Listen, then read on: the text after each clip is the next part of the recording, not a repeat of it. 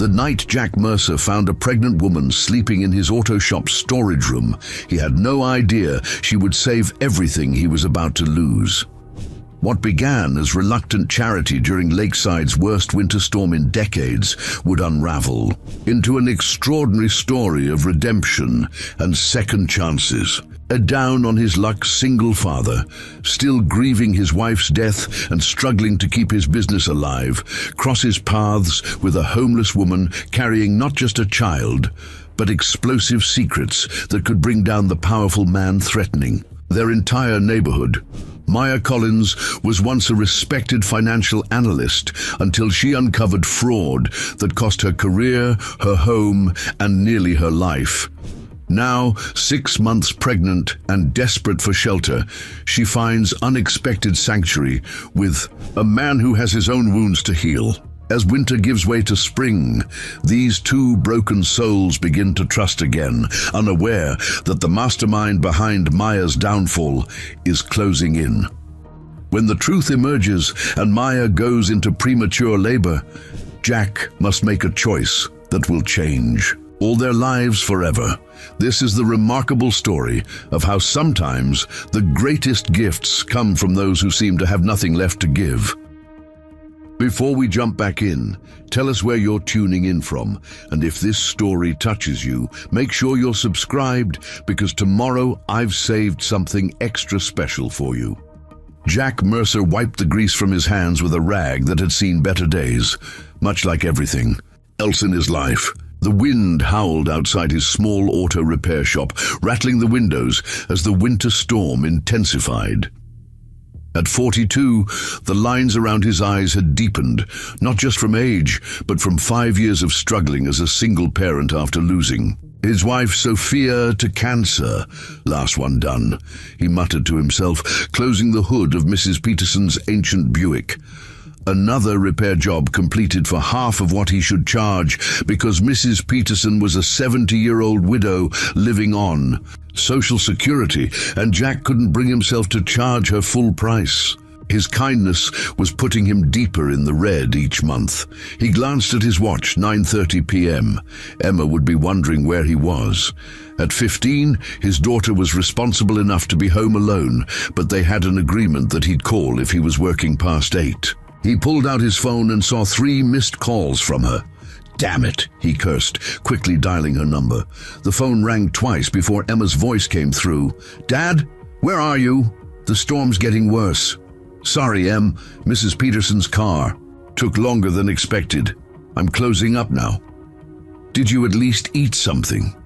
The concern in his daughter's voice made Jack smile despite his exhaustion. Sometimes it felt like she was the parent. "I'll grab something on the way home." "The diner's closed already. There's leftover lasagna in the fridge." Jack nodded, even though she couldn't see him.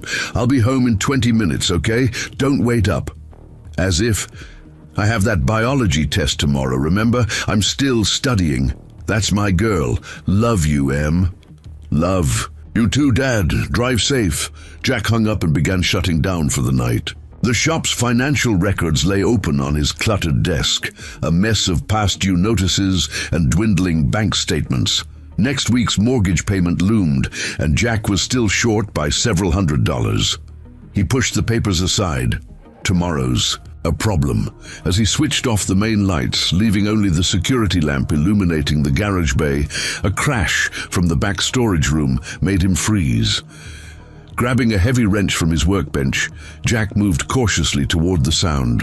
The storage room door was ajar, though he distinctly remembered closing it earlier. He pushed it open slowly, raising the wrench defensively. "Whoever's in here, I'm calling the cops," he announced, his voice steadier than he felt. A startled gasp came from behind a stack of old tires. Jack moved the beam of his flashlight toward the sound and found himself looking at a woman huddled in the corner. She appeared to be in her early 30s, with dark hair pulled back in a messy ponytail. Her clothes were worn but clean, and her eyes reflected a mixture of fear and defiance.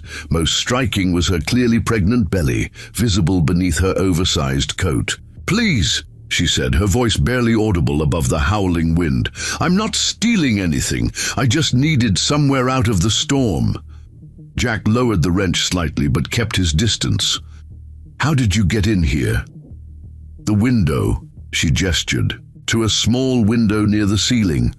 It was unlocked. Jack remembered opening it earlier to air out the paint fumes from a touch-up job. Careless mistake. He studied the woman more carefully. Despite her disheveled appearance, there was a dignity about her, and her speech was educated. "You're trespassing," he said, though with less conviction. "I should call the police." The woman's face tightened. "Go ahead, I understand." There was resignation in her voice, but not pleading. She began gathering her meager belongings, a backpack and a worn canvas bag. As she stood, Jack noticed her wince slightly, one hand moving protectively to her pregnant belly. The weather report had warned this storm would drop temperatures to record lows overnight, with wind chills below zero. The thought of sending a pregnant woman into that, regardless of her situation, didn't sit right. "How far along are you?"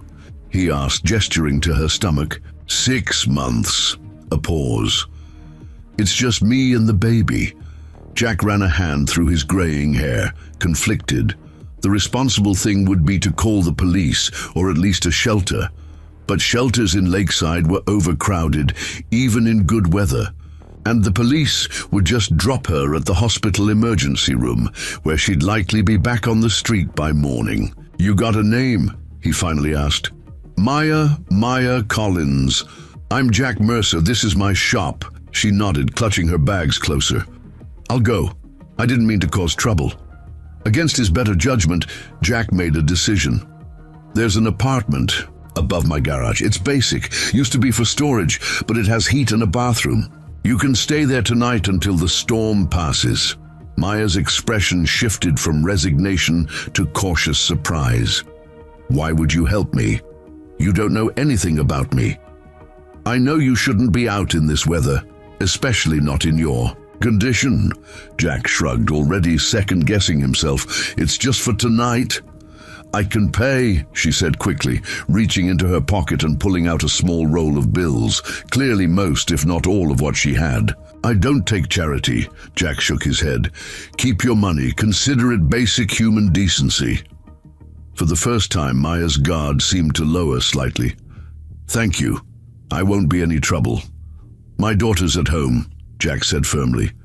"Any reason I should be concerned about that?" "No." Maya met his eyes directly. "I'm not dangerous, Mr. Mercer, just unlucky."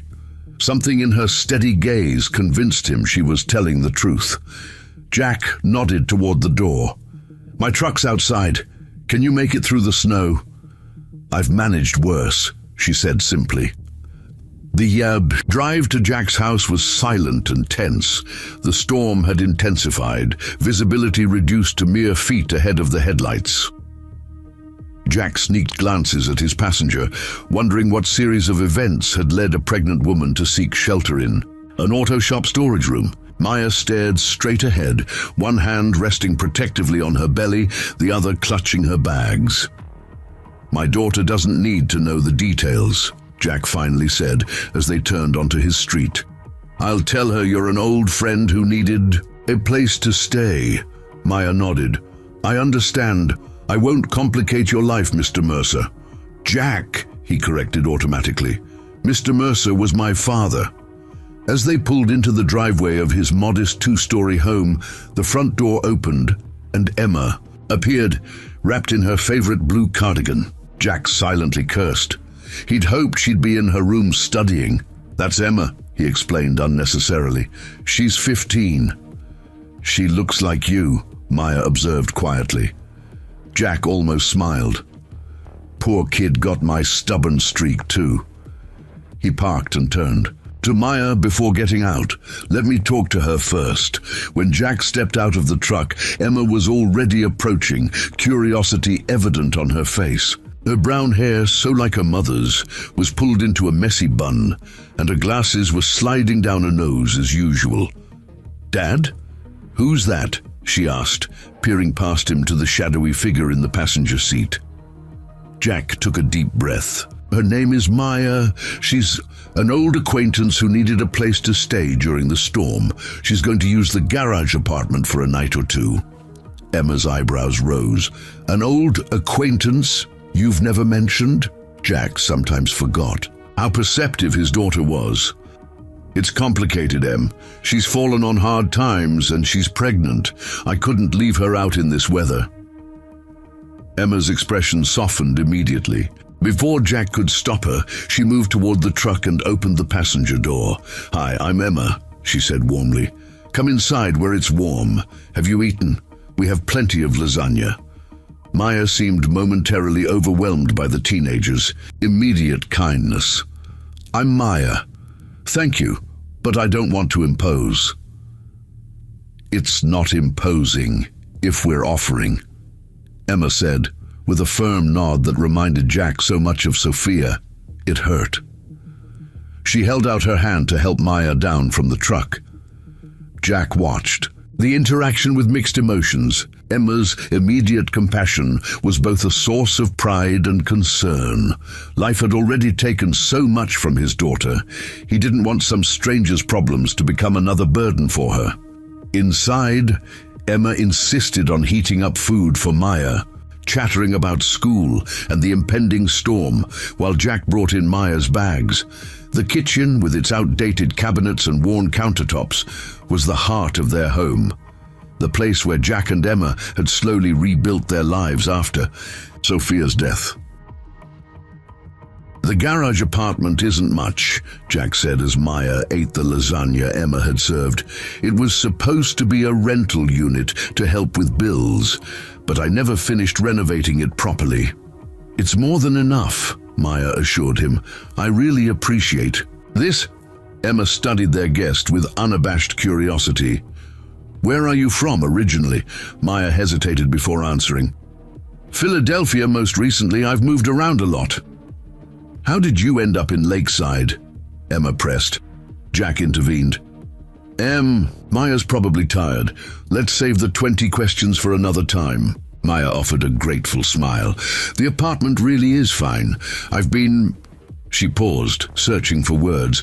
"Between permanent housing for a while. Anything with a roof and heat is luxury." After dinner, Jack showed Maya to the apartment above. The detached garage. The small space contained a pull-out sofa, a kitchenette with mini fridge, and a bathroom with shower. Boxes of Jack's tools and Sophia's belongings that he couldn't bear to part with lined one wall. "Sorry about the mess," he said. "Haven't had much reason to keep it visitor ready." "It's perfect," Maya said sincerely. "I can't thank you enough." Jack shifted uncomfortably under her gratitude. "There are clean sheets in the closet. Heater. Works, but it gets noisy. Breakfast is usually around 7, but sleep as long as you need." He turned to leave, but paused at the door. "Maya, I'm not asking for your story, but I need to know, are you in some kind of trouble? Is someone looking for you?" Maya's expression became guarded again. "Not the kind of trouble you're thinking. No one's chasing me, if that's what you're asking. I won't bring danger to your door." Jack nodded, not entirely convinced, but willing to accept her answer for now. "Good night, then. Good night, Jack. And thank you again." Back in the main house, Jack found Emma waiting for him in the living room, her biology textbook open but clearly forgotten. "She seems nice," Emma said cautiously. "But she's definitely hiding something." Jack sighed. "Not our business, Em. She needed help, and we helped. End of story." "Is it, though?" Emma's perceptive gaze made Jack look away. "You don't just bring strangers home, Dad, especially not since Mom." Jack sat heavily on the worn couch beside his daughter.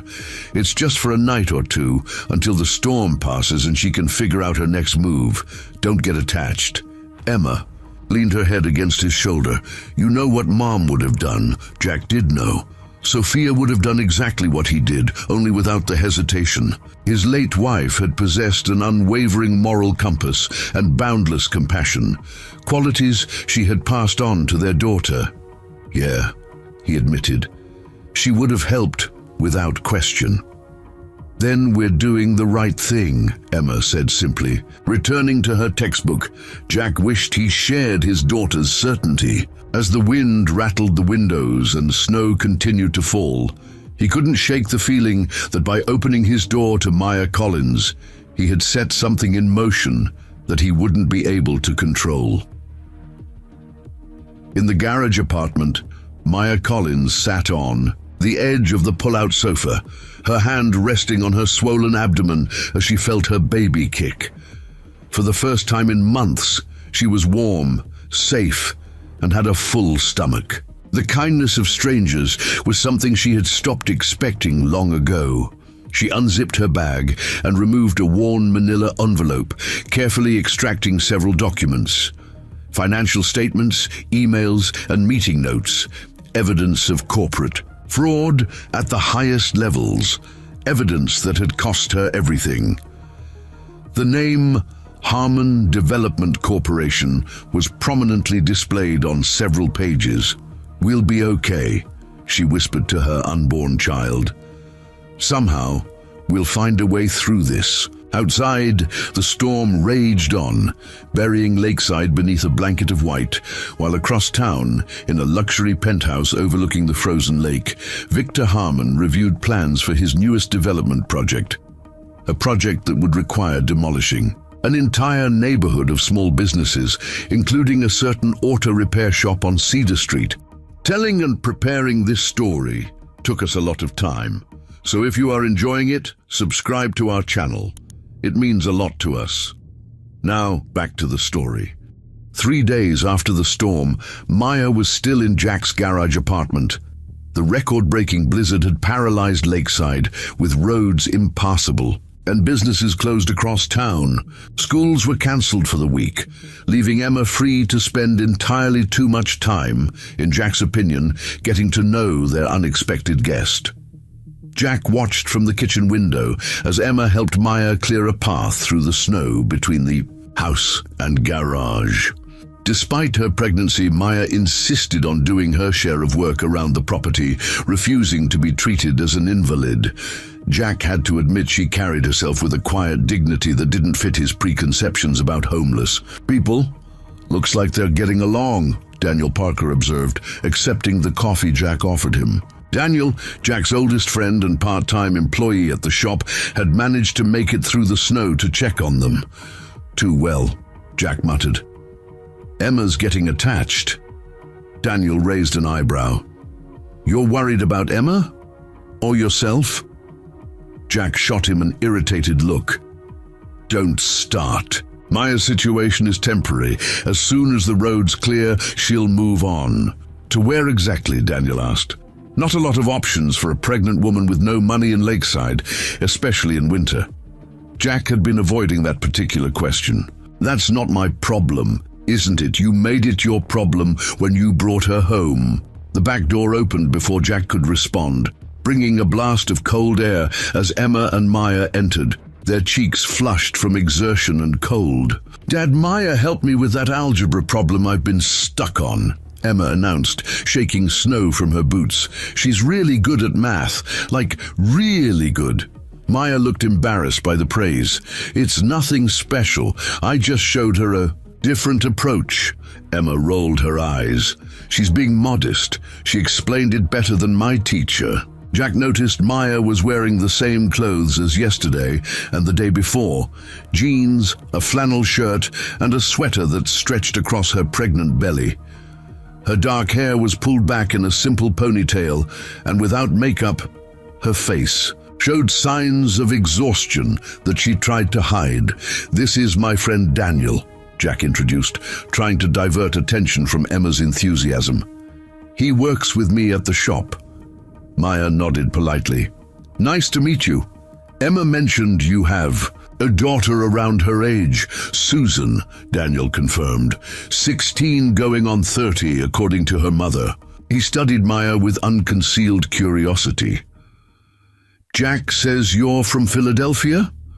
"Most recently," Maya replied, the same careful answer she'd given Emma. "I worked in financial analysis there." Jack hadn't known that detail. Financial analyst. to homeless in Lakeside was quite a fall. Maya's going to help me reorganize my room today, Emma announced, seemingly oblivious to the tension. She has this whole organizational system that makes total sense. Actually, Jack interjected, I need to talk to Maya about her plans now that the weather's clearing. He gave Emma a pointed look. Maybe you could start on your own or help Daniel check the generator. Emma looked between the adults, clearly understanding she was being dismissed. Fine. Come on, Mr. Parker. Let's make sure we don't freeze to death when the power inevitably fails again. After they left, an awkward silence fell between Jack and Maya. You want me to leave? Maya stated. Not a question. Jack sighed, running a hand through his hair. It's not that simple. The roads are barely passable and you're, he gestured vaguely at her belly, pregnant, not helpless, she finished for him. I understand your concerns. You've been more than generous, and I don't want to overstay my welcome. Where will you go? Jack asked, echoing Daniel's earlier question. Maya looked away. There's a women's shelter in Canterbury, the next town over. I've heard they sometimes have space. That's 40 miles away. I'll manage. Something in her calm acceptance of hardship bothered Jack profoundly. Why were you sleeping in my shop, Maya? The truth this time. Her posture stiffened. I told you. You said you were between permanent housing. That's a nice way of saying homeless. What I'm asking is how a financial analyst ends up pregnant and homeless in a town like Lakeside in the dead of winter. Maya's expression became guarded. It's complicated. Try me. She studied him for a long moment, as if weighing how much to reveal. I lost my job, then my apartment, then my savings, the usual downward spiral. And the baby's father? Not in the picture. Her tone made it clear that subject was closed. Jack knew there was more to the story, but before he could press further, a knock at the front door interrupted them. Daniel appeared from the basement. I'll get it. Moments later, he returned with a woman Jack didn't recognize, mid-30s, professionally dressed despite the weather, with a no-nonsense expression. Mr. Mercer, I'm Gloria Martinez from Child and Family Services. She held up an ID badge. We received a call expressing concern about a pregnant woman staying on your property. Jack felt a flash of irritation. In a small town like Lakeside, news traveled fast, even in a blizzard. And who exactly reported this concern? I'm not at liberty to say. Gloria's gaze shifted to Maya. You must be the woman in question. Could I have your name, please? Maya hesitated before answering. Maya Collins. Ms. Collins, do you have identification, proof of address, medical records for your pregnancy? That's enough, Jack interrupted. Maya is a guest in my home. She's not doing anything wrong by being here. Gloria maintained her professional demeanor. Mr. Mercer, I'm just doing my job. When we receive reports about potentially vulnerable individuals, we're obligated to investigate. Reports from whom? Jack demanded. My nosy neighbor, or was it my sister-in-law? Sounds like Sarah's brand of concern. Emma had emerged from the basement and stood watching the scene with wide eyes. Maya noticed her and straightened, composing herself. Ms. Martinez, Maya said calmly, I understand you're doing your job. I'm temporarily staying with the Mercers while I sort out my housing situation. I have prenatal vitamins and my medical information. She retrieved her backpack and pulled out a folder containing some papers. My last checkup was 6 weeks ago, in Philadelphia.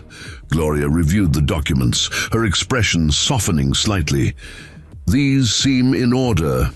Have you applied for any assistance programs since arriving in Lakeside? I only arrived recently. The storm hit before I could explore options. Gloria pulled a business card from her pocket. Call my office tomorrow. I can help you navigate the system. Temporary housing assistance, food stamps, prenatal care. We have resources for women in your situation. Maya accepted the card with dignity. Thank you. After Gloria left, Jack fought the urge to slam the door behind her. That was Sarah's doing. Had to be. Your sister-in-law doesn't approve of me. Being here? Maya asked. Emma answered before Jack could. Aunt Sarah doesn't approve of anything Dad does. She's still mad at him about Mom. Emma? Jack said sharply. Well, it's true, Emma insisted. She acts like Dad somehow didn't take good enough care of Mom, which is ridiculous. Jack saw confusion on Maya's face. My wife, Sophia, died from cancer 5 years ago, he explained, briefly. Sarah is her sister. Understanding dawned on Maya's face. I'm sorry for your loss, both of you. An uncomfortable silence followed, broken by Daniel clearing his throat. I should head out while there's still daylight. Roads are bad. Enough without trying to navigate them in the dark. Jack walked him to the door, grateful for the momentary escape from the tension in the kitchen. For what it's worth, Daniel said quietly, I think you're doing the right thing, letting her stay. Whatever her story is, she doesn't strike me as someone looking for handouts. Jack sighed. The last thing Emma needs is to get attached to someone who's just passing through. Maybe, Daniel conceded, or maybe having another adult around who isn't consumed by grief and financial worry might be good for her. He clapped Jack on the shoulder. Just something to think about. After Daniel left, Jack returned to find Emma and Maya already deep. In conversation at the kitchen table, math textbooks open between them. The key is to break down the problem into smaller parts, Maya was explaining. Finance and algebra aren't so different. They both have rules that never change once you understand them. Emma nodded enthusiastically. That makes so much more sense than how Mr. Peterson explains it. Jack watched them for a moment, struck by how natural they looked together. It had been years since he'd seen Emma this animated about schoolwork. Since Sophia died, his daughter had maintained decent grades, but the passion for learning she'd once had seemed to have dimmed. The doorbell rang again, interrupting his thoughts. This time, Jack knew exactly who it was before he opened the door. Sarah. Wilson stood on his porch, bundled in an expensive wool coat, her expression severe. At 40, she strongly resembled her late sister, which made her disapproval all the more cutting for Jack. Is it true? She demanded without preamble. You've got some homeless pregnant woman living here with Emma. Jack stepped onto the porch and closed the door behind him, not wanting Emma or Maya to overhear. Hello to you too, Sarah. Yes, Maya is staying in the garage apartment temporarily, during a blizzard, because I'm not in the habit of sending pregnant women out to freeze to death. Do you know anything about her? Where she came from? Why she's alone and pregnant? She could be dangerous, Jack. She's not dangerous, Jack said, firmly. And her circumstances are her business. Sarah crossed her arms. You have a 15-year-old daughter. Everything that happens under your roof is your business. What would Sophia say about you bringing in some stray woman? The mention of his late wife ignited Jack's temper. Don't you dare use Sophia to manipulate me. She would have been the first to offer help, and you know it. Sophia had a big heart, but she also had common sense, Sarah retorted. You can't save everyone, Jack. You can barely keep your business afloat as it is. The accuracy of the statement stung. Did you call social services on her? Sarah had the grace to look slightly embarrassed. I called to ask about resources for homeless pregnant women. If they took that as a report, that's their interpretation. You knew exactly what you were doing, Jack accused. What I don't understand is why. What possible threat is Maya to you? It's not about me. It's about Emma. She's already lost her mother. Getting attached to some transient who'll disappear as soon as the road's clear isn't healthy. Jack's anger deflated slightly. Despite their differences, he knew Sarah genuinely cared about Emma. That's my concern as her father, not yours. Sarah softened a fraction.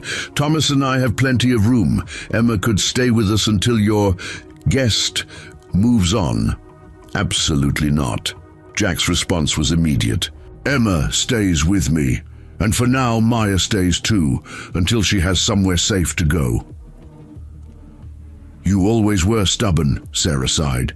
Just be careful, Jack, for Emma's sake, if not your own. After Sarah left, Jack stood on the porch for a few minutes, watching the sun begin to set over the snow-covered neighborhood. Many of the homes on his street had been here for generations, modest houses built when Lakeside was a thriving manufacturing town. Now, with factories closed and businesses struggling, property values had plummeted, making the area ripe for developers like Victor Harmon.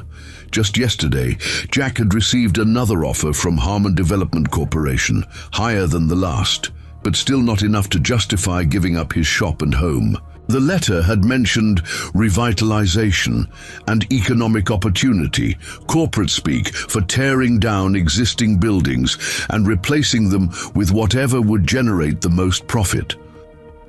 When he finally went back inside, Jack found the kitchen empty, but heard voices from Emma's room upstairs. He climbed the stairs quietly and paused outside his daughter's door, which was partially open. My mom kept everything super organized, Emma was saying. Dad tries, but he's more of a pile things until you can't find them anymore kind of person. Maya laughed softly. I understand. Some people are naturally systematic. Others need a little help. Were your parents organized? Emma asked. There was a pause before Maya answered. My father was very methodical. Everything had its place. My mother was more creative, less concerned with order. Do they know about the baby? Another pause, longer this time. They're both gone. My father when I was in college. My mother 3 years ago. I'm sorry, Emma said quietly. It's hard, isn't it, having questions you can't ask them anymore. Yes, Maya agreed, her voice thick with emotion. That's exactly it. Jack stepped away from the door, troubled by what he'd overheard. Despite his reservations, he couldn't deny that Emma and Maya had formed a connection. The question was whether that connection would ultimately hurt his daughter when Maya inevitably moved on. Downstairs, Jack found himself staring at the kitchen calendar where bill due dates were circled in red. The mortgage payment was due in 10 days, and he was still short. The winter storm had meant a week of no income from the shop, and even before that, business had been slow. The phone rang, interrupting his thoughts. The caller ID showed Harmon Development Corp. Jack let it ring through to voicemail. Whatever Victor Harmon wanted to say about buying his property, Jack wasn't interested. His shop had been in that location for 15 years. It was where he and Sophia had built their business, where Emma had taken her first steps in the back office. Some things weren't for sale, no matter the price. Later that evening, after Emma had gone to bed, Jack found Maya sitting on the steps of the garage apartment, gazing at the stars that had emerged after the storm. Mind some company? He asked. Maya moved over to make room. It's your property. Jack sat beside her, maintaining a respectful distance. I wanted to apologize for Sarah and for the social worker. No need. Your sister-in-law is worried about her niece. That's understandable. They sat in silence for a moment before Jack spoke again. Emma told me you helped her understand her math homework. Maya nodded. She's very bright. Just needed a different approach to the material. She mentioned, you worked in financial analysis. That's quite a specialized field. It was a previous life, Maya said, her tone suggesting she didn't want to elaborate. Jack decided to take a direct approach. Look, I'm not trying to pry into your personal business, but if you're going to stay here, even temporarily, I need to know you're not running from something that could put my daughter at risk. Maya turned to face him, moonlight illuminating her serious expression. I'm not running from the law, if that's what you're asking. I've never been arrested or involved in anything illegal. She hesitated before continuing.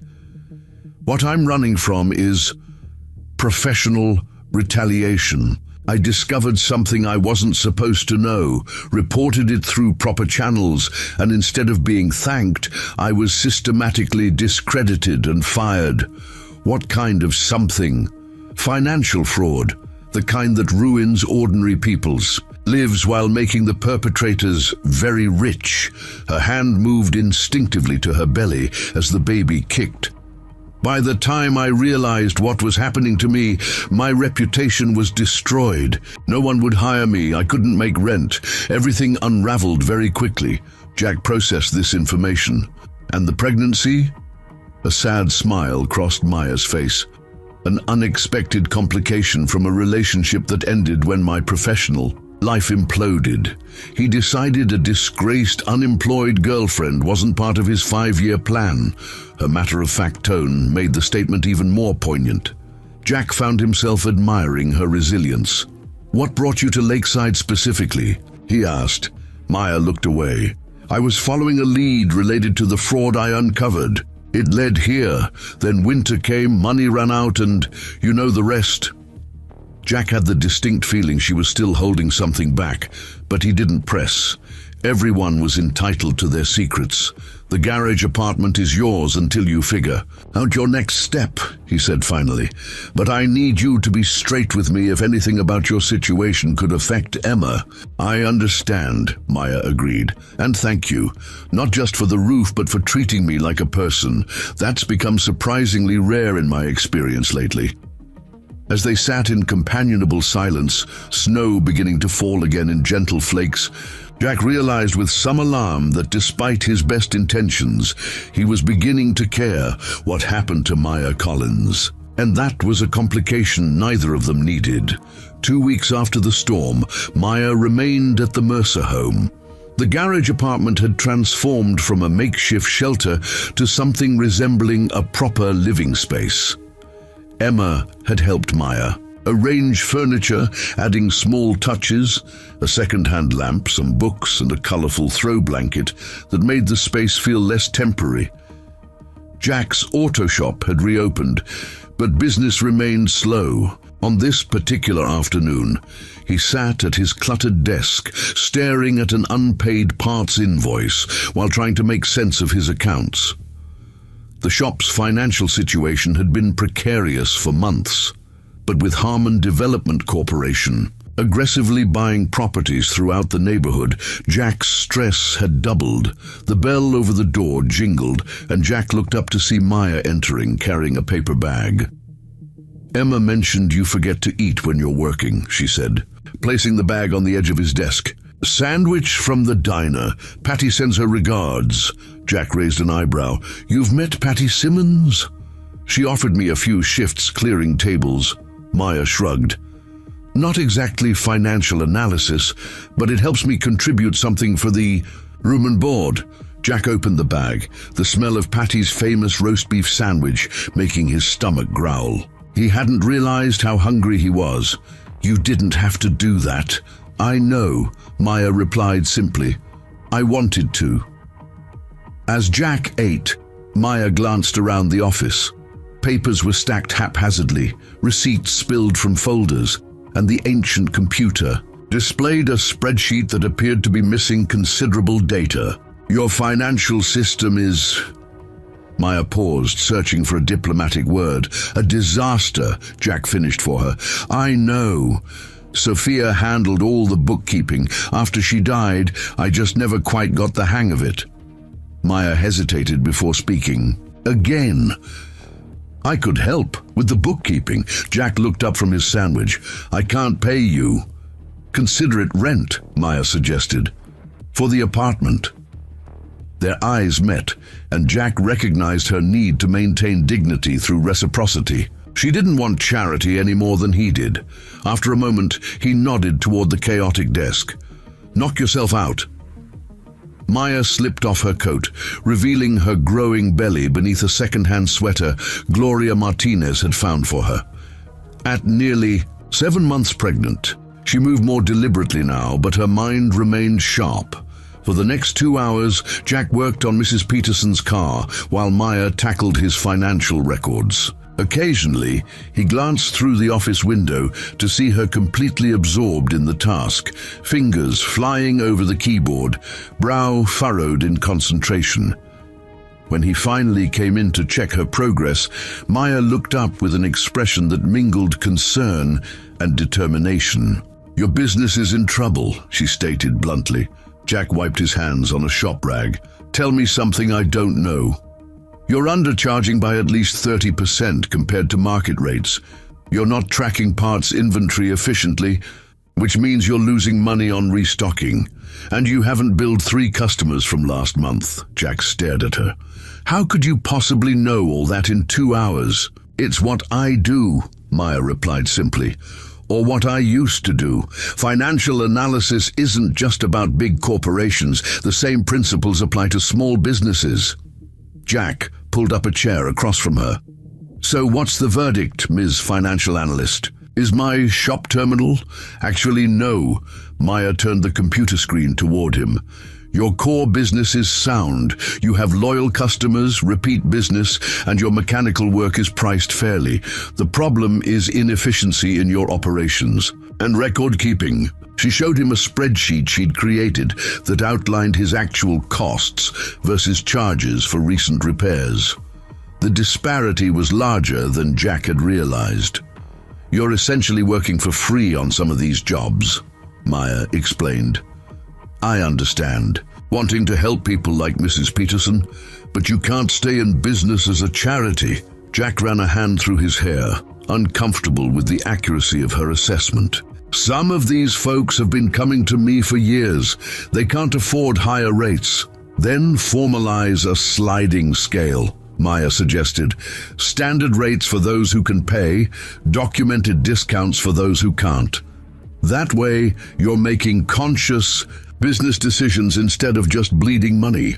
Before Jack could respond, Daniel entered the office. "Town meeting's starting in 20 minutes, he reminded Jack. "Everyone's gathering at the community center about Harmon's development plan." Jack had completely forgotten. "Right, let me close." "Up here." Daniel noticed Maya at the computer. "What's going on?" "Maya's helping with the books," Jack explained, reaching for his jacket. Daniel glanced at the organized spreadsheets on the screen. "Looks like more than helping. Looks like a complete overhaul." Maya stood, one hand instinctively moving to support her lower back. "Just some basic organization. Your filing system needed updating." "That's putting it kindly," Daniel chuckled. "Jack's idea of bookkeeping is throwing receipts in a shoebox until tax season." Jack locked the office door behind them. "Maya, you don't have to come to this meeting. It's just local politics." "Actually, I'd like to," she said. "I should understand what's happening in the community while I'm here." The 3 walked the short distance to Lakeside Community Center, where the parking lot was already full. Inside, the large meeting room buzzed with conversation as neighbors greeted each other. Jack noticed the quick, curious glances directed at Maya as they entered.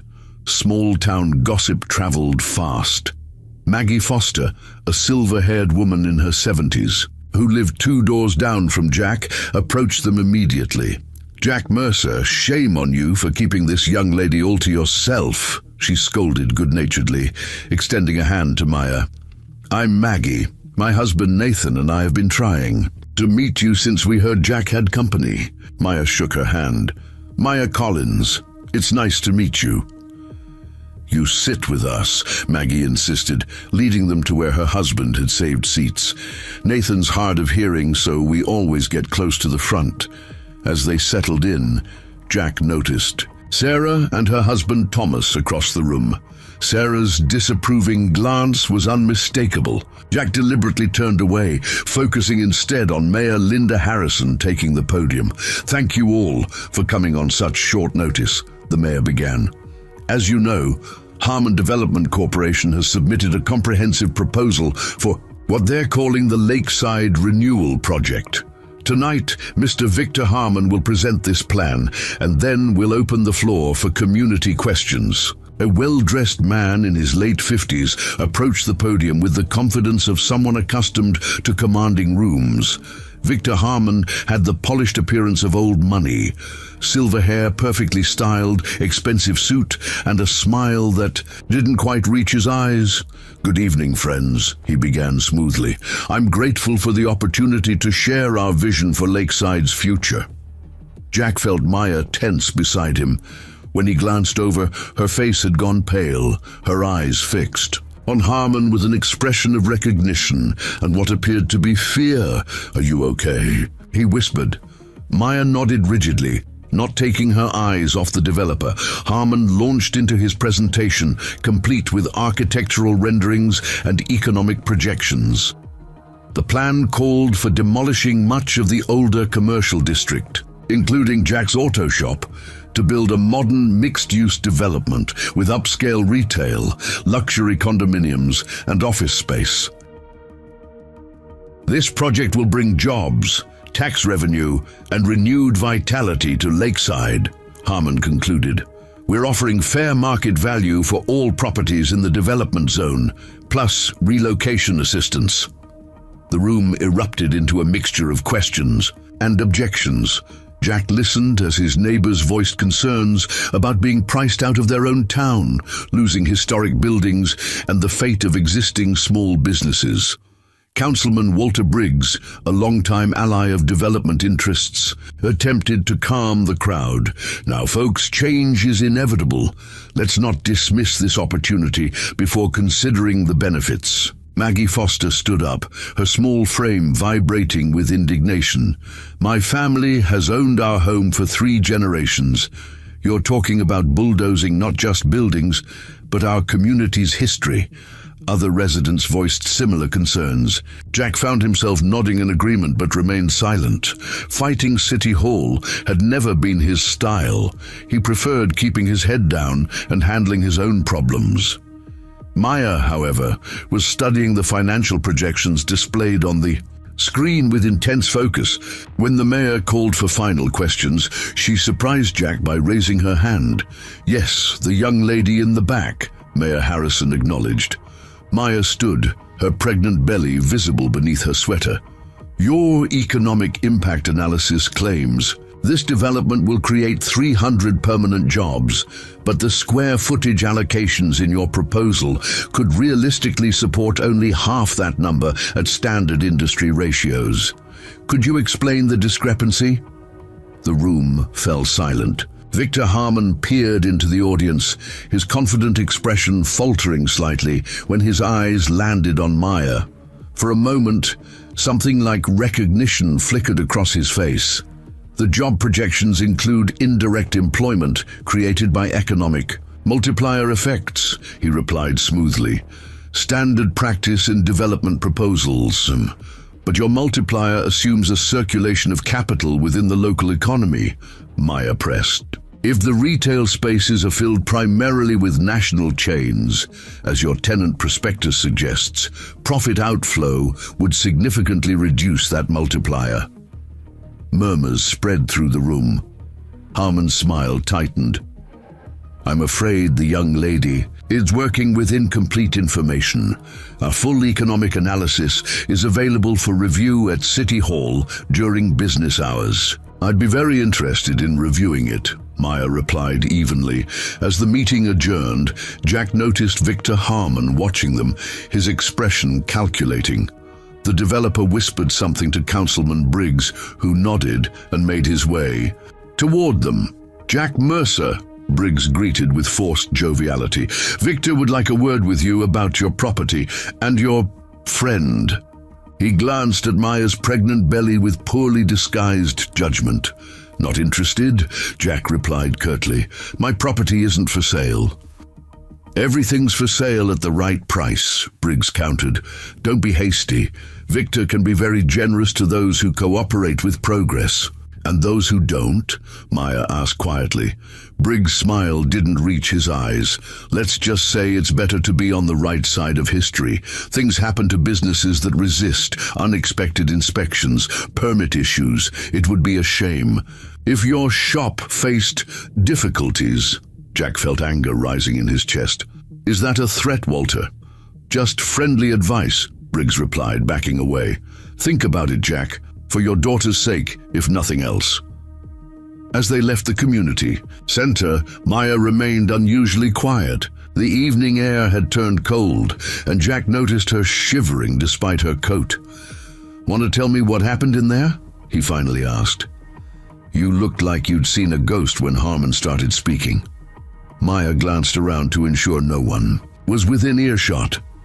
"Victor Harmon was the CEO of Westbrook Financial Partners. That's who I worked for in Philadelphia." Jack stopped walking. "The company where you uncovered fraud?" She nodded. "I found irregularities in their real estate investment fund.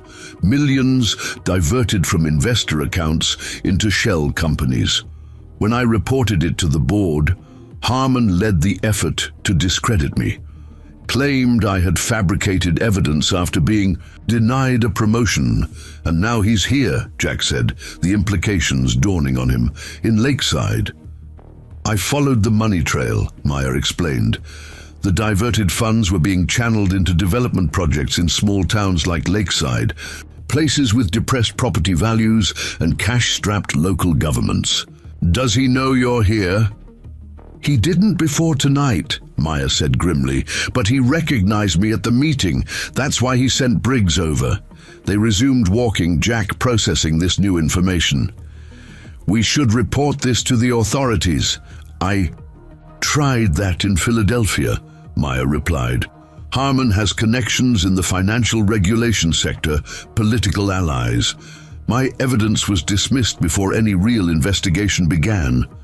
When they reached Jack's house, Emma was waiting on the porch, wrapped in a blanket and reading a book by porch light. "How was the meeting?" she asked, marking her place. "Enlightening," Jack replied, unlocking the door.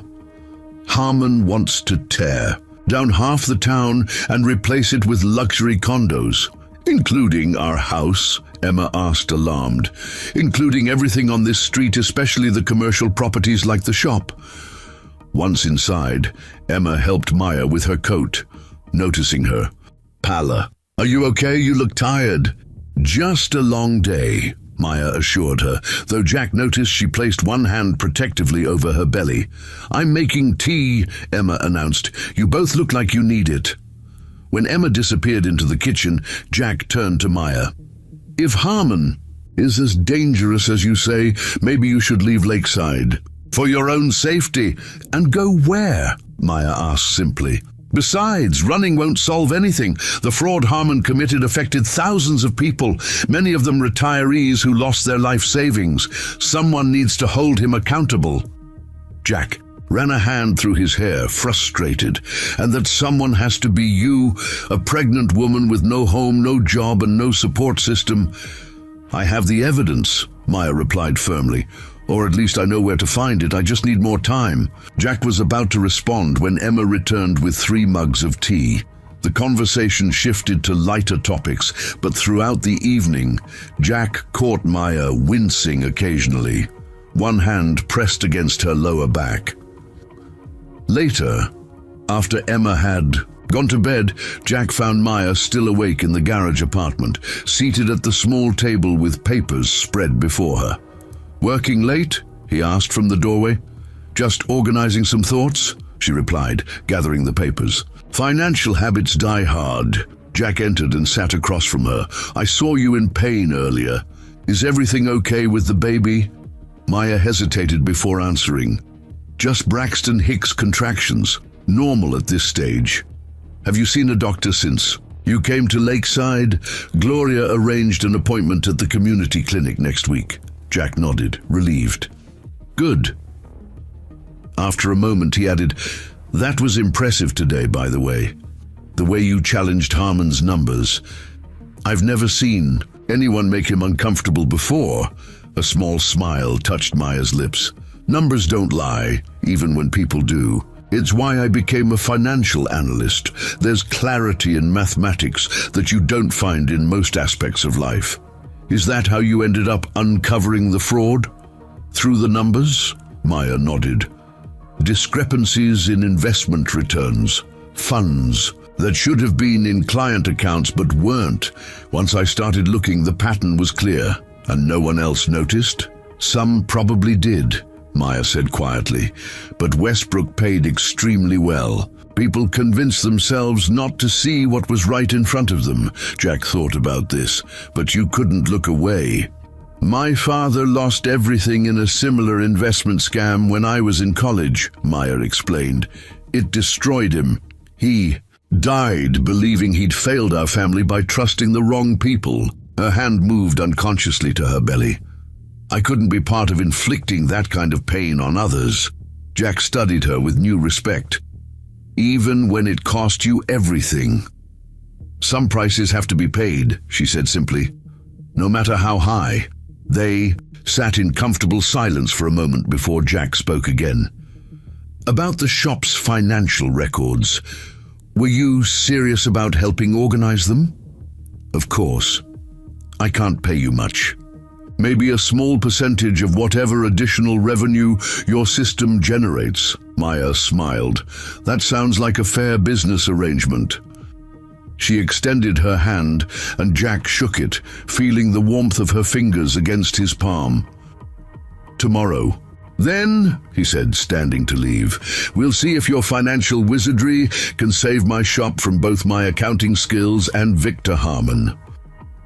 Just remember, Maya replied, Harmon's power comes from making people feel helpless. But you're not helpless, Jack. None of us are. As Jack walked back to the main house, he found himself considering Maya's words. For 5 years since Sophia's death, he had been surviving, not living, focused on keeping his business afloat and providing for Emma, but never truly fighting for more. Now, faced with the loss of everything he'd built, Jack realized he wasn't ready to surrender without a fight, and somehow, improbably, a homeless pregnant woman with her own battles to fight had become his most unexpected ally. A month after Maya began organizing Jack's financial records, the transformation of Jack's auto repair was undeniable. The office, once a chaos of paperwork and unpaid invoices, now operated with unexpected efficiency. A new scheduling system meant fewer gaps between appointments. Updated pricing ensured Jack earned fair compensation for his work while maintaining a documented discount program for customers truly in need. Jack stood in the doorway of the office, watching Maya update the day's records. Her pregnancy had advanced to nearly 8 months. Her movements more deliberate now, but her mind remained razor-sharp. The small desk fan they'd set up blew wisps of her dark hair as she concentrated on the computer screen. Mr. Reynolds just paid his bill in full, Jack said, entering with an envelope. Said he appreciates the itemized invoice. First time I've ever heard someone thank me for a bill. Maya smiled. People value transparency. When they understand exactly what they're paying for, they're less likely to question the cost. The new pricing structure is working too, Jack admitted, hanging his shop coat on the hook by the door. We're up almost 30% in revenue this month. And that's with maintaining discounts for customers like Mrs. Peterson, Maya pointed out. Jack leaned against the doorframe, studying her profile. You've turned this place around in 4 weeks. I've been struggling for 5 years. You've been doing it alone, Maya replied. That's different.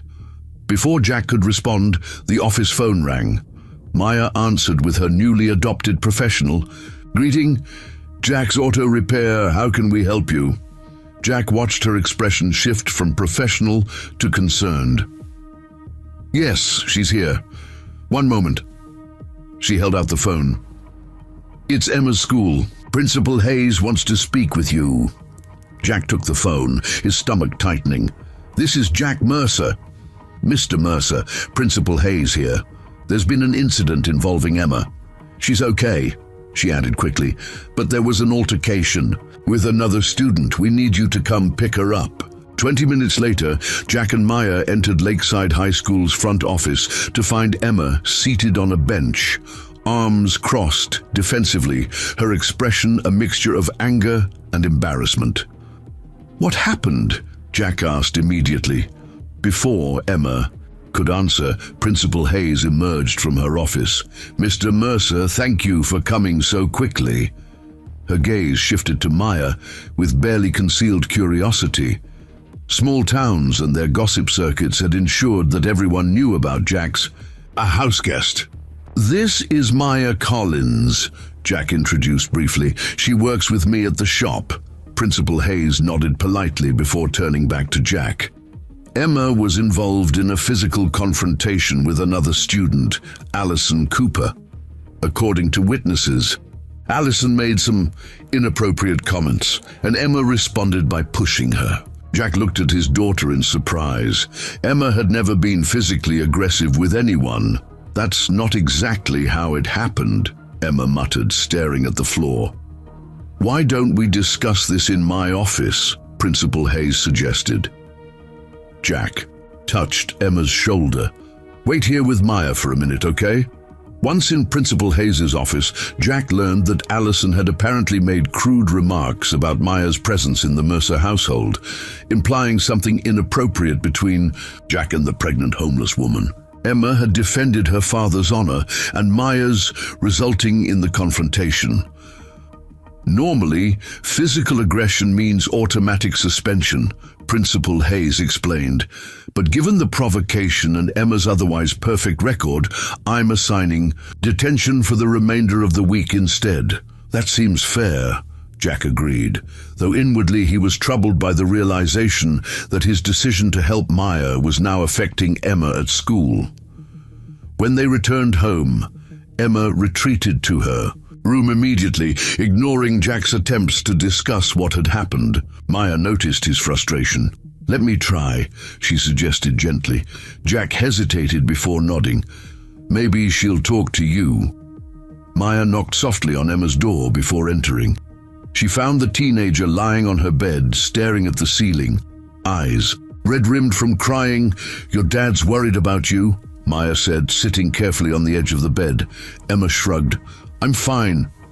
Principal Hayes told us what Allison said. Emma sat up abruptly. "She had no right. She was saying horrible things about you and Dad, like you were some... "It's okay," Maya interrupted softly. "People make assumptions when they don't understand situations." "It's not okay," Emma insisted. "Everyone treats you like you're doing something wrong by being here. Even Aunt Sarah looks at you like you're trying to take Mom's place or something, which is so stupid."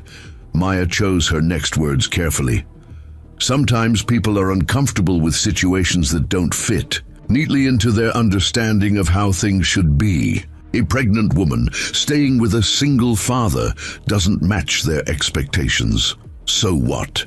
That doesn't give them the right to make up lies." "No, it doesn't," Maya agreed. "But responding with pushing or shoving doesn't help either."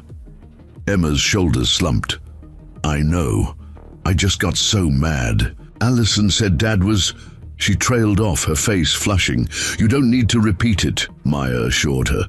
"But next time, maybe try remembering that people who say cruel things are usually dealing with their own problems. Allison's dad is the banker who keeps turning down Dad's loan applications," Emma revealed. "Mr. Cooper likes to act all important because he decides who gets money in this town." Maya absorbed this information. "That explains some things. Still, your dad wouldn't want you getting in trouble defending him. He's stronger than you might realize." Emma studied Maya's face. "You like him, don't you?" "My dad?" The direct question caught Maya off guard. "I respect your father very much. He's kind and hardworking." "That's not what I meant," Emma said with the brutal honesty of a teenager. "I see how you look at him sometimes. It's okay if you do. I wouldn't mind." Maya felt heat rising in her cheeks. "Emma, my situation is complicated. I'm pregnant, temporarily homeless, and dealing with professional issues. Your father has been generous enough to offer shelter, nothing more." "But if things were different," Maya sighed. "Life isn't about if things were different. It's about dealing with things as they are." She stood carefully, one hand supporting her lower back. Come downstairs when you're ready. Your dad deserves to hear your side of what happened today." As Maya headed downstairs, a sharp pain lanced through her abdomen, causing her to grab the banister for support. The pain subsided after a moment, but left her shaken. Dr. Carter had warned her about monitoring contractions, especially given the stress of her recent living situation. Jack was in the kitchen making coffee when Maya entered. "Any luck with Emma?" "She'll be down soon," Maya assured him. "She was defending your honor, you know, and mine." Jack ran a hand through his hair. "That's what scares me. She shouldn't have to defend us to anyone." "Welcome to having a teenage daughter," Maya said with a small smile. "Everything is intensely personal at that age." Jack studied her face. "You're pale. Are you feeling all right?" Before Maya could answer, another contraction gripped her, stronger than the last.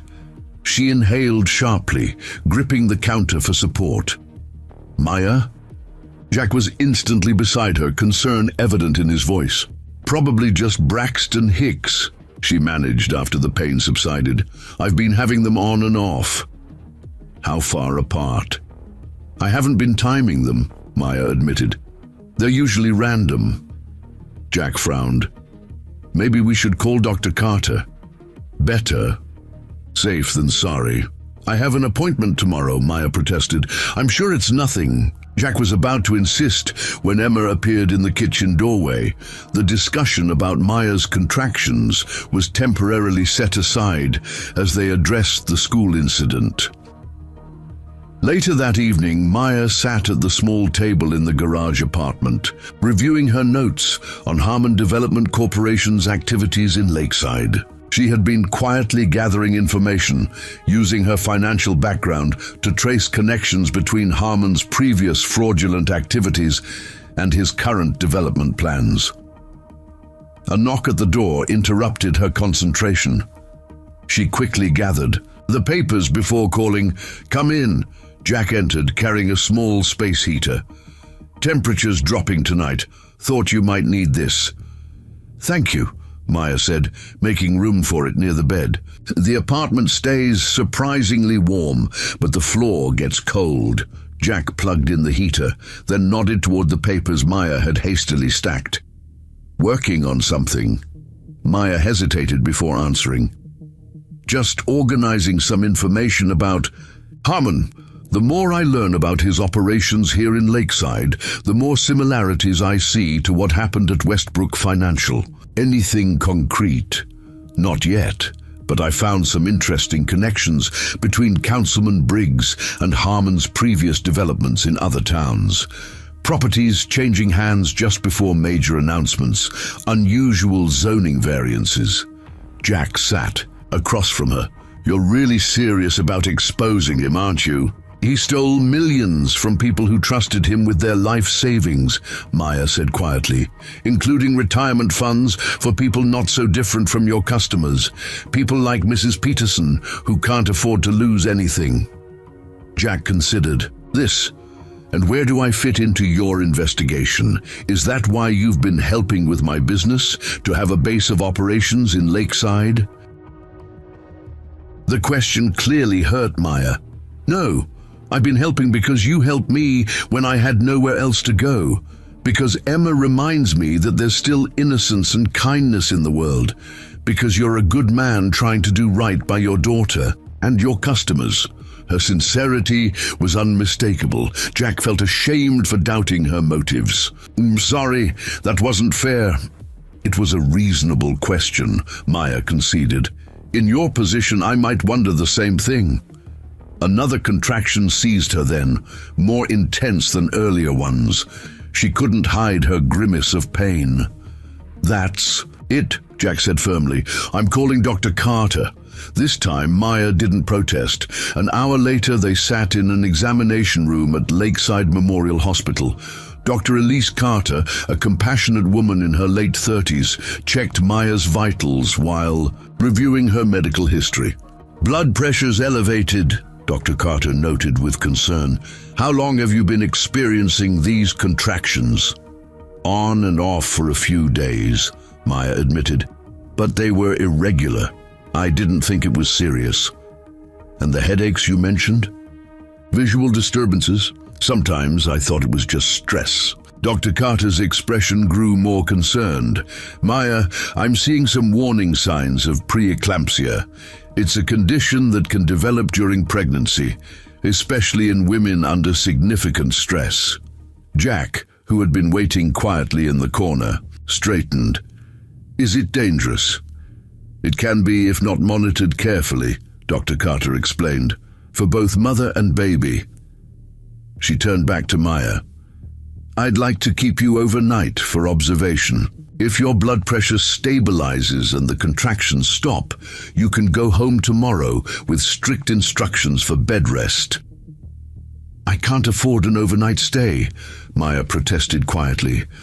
Gloria Martinez set up emergency Medicaid coverage for you. Last week, Dr. Carter reminded her, it's taken care of. While a nurse prepared Maya for admission, Jack stepped into the hallway to call Emma, who was staying with the Fosters. Maggie had immediately offered to help when Jack explained the situation. As he hung up, Jack noticed a familiar figure at the nurse's station, Sarah. As a pharmaceutical sales representative, she frequently visited the hospital. Their eyes met, and after a moment's hesitation she approached. Emma called and told me what happened, she said. Is Maya all right? Jack was surprised by what seemed like genuine concern. Possible preeclampsia. They're keeping her overnight for observation. Sarah nodded. It's serious, but treatable with proper care. She hesitated before adding, Thomas and I could take Emma for a few days if you need to focus on this situation. Thanks, but she's with Maggie Foster tonight. I want to keep things as normal as possible for her. Sarah studied her brother-in-law's face. You care about her, don't you? Maya? Jack didn't answer immediately. The past weeks of working alongside, Maya, watching her bond with Emma, seeing her determination despite her circumstances, all had affected him more deeply than he cared to admit. She's helped me get the shop back on track, he said carefully, and she's good with Emma. That's not what I asked, Sarah pressed. Jack, I know that look. I saw it when you first started dating Sophia. Jack ran a hand through his hair, frustrated. What do you want me to say, Sarah? That I'm betraying Sophia's memory, that I'm being foolish for developing feelings for a pregnant woman with no fixed address and a complicated past. Is that what you think I want to hear? Isn't it? You've made your disapproval pretty clear from day one. Sarah's expression softened unexpectedly. I was worried about Emma. And yes, maybe a little protective of Sophia's memory, but I've seen the changes in you these past weeks. You're standing taller. The shop is doing better. Emma seems happier. Jack was taken aback by this admission. So you're giving us your blessing? He asked, unable to keep the sarcasm from his voice. I'm saying be careful, Sarah replied. Not because Maya isn't worthy of your attention, but because her situation is precarious, pregnant, health issues, and from what Emma has told me, some kind of professional vendetta against Victor Harmon? Jack tensed. What has Emma told you? Exactly. Enough to understand that Maya's presence in Lakeside isn't entirely coincidental. Sarah placed a hand on Jack's arm. Victor Harmon is powerful and vindictive. If Maya has crossed him in the past, you could be putting yourself and Emma in a difficult position by getting involved. I'm already involved, Jack said simply. Sarah nodded, accepting this reality. Then you should know that Harmon has been asking questions around town about Maya. Thomas heard from Ben Cooper at the bank that Harmon requested any financial information they might have on a Maya Collins. He's also had his lawyer checking property records to see if she owns anything locally. This news alarmed Jack. He's investigating her. It seems so. Whatever history is between them, he obviously considers her presence significant enough to warrant attention. Jack processed this information. Thanks for telling me. We're still family, Jack. Sarah said quietly. Despite our differences, Sophia would want us to look out for each other. After Sarah left, Jack returned to Maya's room. She was lying in the hospital bed, looking small and vulnerable against the white sheets, an IV in her arm and a monitor tracking the baby's heartbeat. The steady rhythm filled the quiet room. "Emma's with Maggie," Jack said, taking a seat beside the bed. "Everything's taken care of." Maya nodded gratefully. "I'm sorry about all this, adding medical drama to everything else." "Stop apologizing," Jack said firmly. "None of this is your fault." Maya's eyes filled with unexpected tears. "Isn't it? If I'd just looked the other way at Westbrook, accepted the promotion they offered to keep me quiet, I'd still have my apartment, my job. This baby would have a proper home waiting, not—" She gestured vaguely at herself. "This mess." Jack reached for her hand, surprising both of them. And dozens, maybe hundreds of people would have lost their life savings to Harmon's scheme. That matters, Maya. Standing up for what's right matters, even when it costs you everything. Maya's fingers tightened around his. "I've been so focused on surviving, on finding a way to expose Harmon, that I sometimes forget why I made that choice in the first place." "I know something about difficult choices," Jack said quietly. "When Sophia got sick, we mortgaged everything to try experimental treatments. Even knowing the odds were against us, we had to try. The debt nearly crushed me after she died, but I've never regretted giving her every possible chance." Maya studied his face. "You really loved her." "I did," Jack acknowledged. "I always will, but that doesn't mean—" He paused, choosing his words carefully. "That doesn't mean there isn't room for other feelings." "The connections." Their eyes met, an unspoken understanding passing between them. Before either could speak again, Dr. Carter entered to check Maya's vitals. "Blood pressure's still elevated, but the medication seems to be helping," she reported. "The contractions have decreased in frequency too. That's good news." "When can she go home?" Jack asked. "Let's see how she does overnight," Dr. Carter replied. "If things stabilize, she can leave tomorrow, but with strict bed rest instructions. No work, minimal activity, and regular monitoring." She gave Maya a stern look. "I mean it. Whatever you're dealing with, it needs to take a backseat to your health and your baby's well-being." After the doctor left, Jack remained by Maya's side until she drifted off to sleep, the medication making her drowsy. He watched her for a long moment, struck by how quickly this woman had become important to him and Emma. On his way out of the hospital, Jack nearly collided with Victor Harmon in the lobby. The developer seemed equally surprised by the encounter.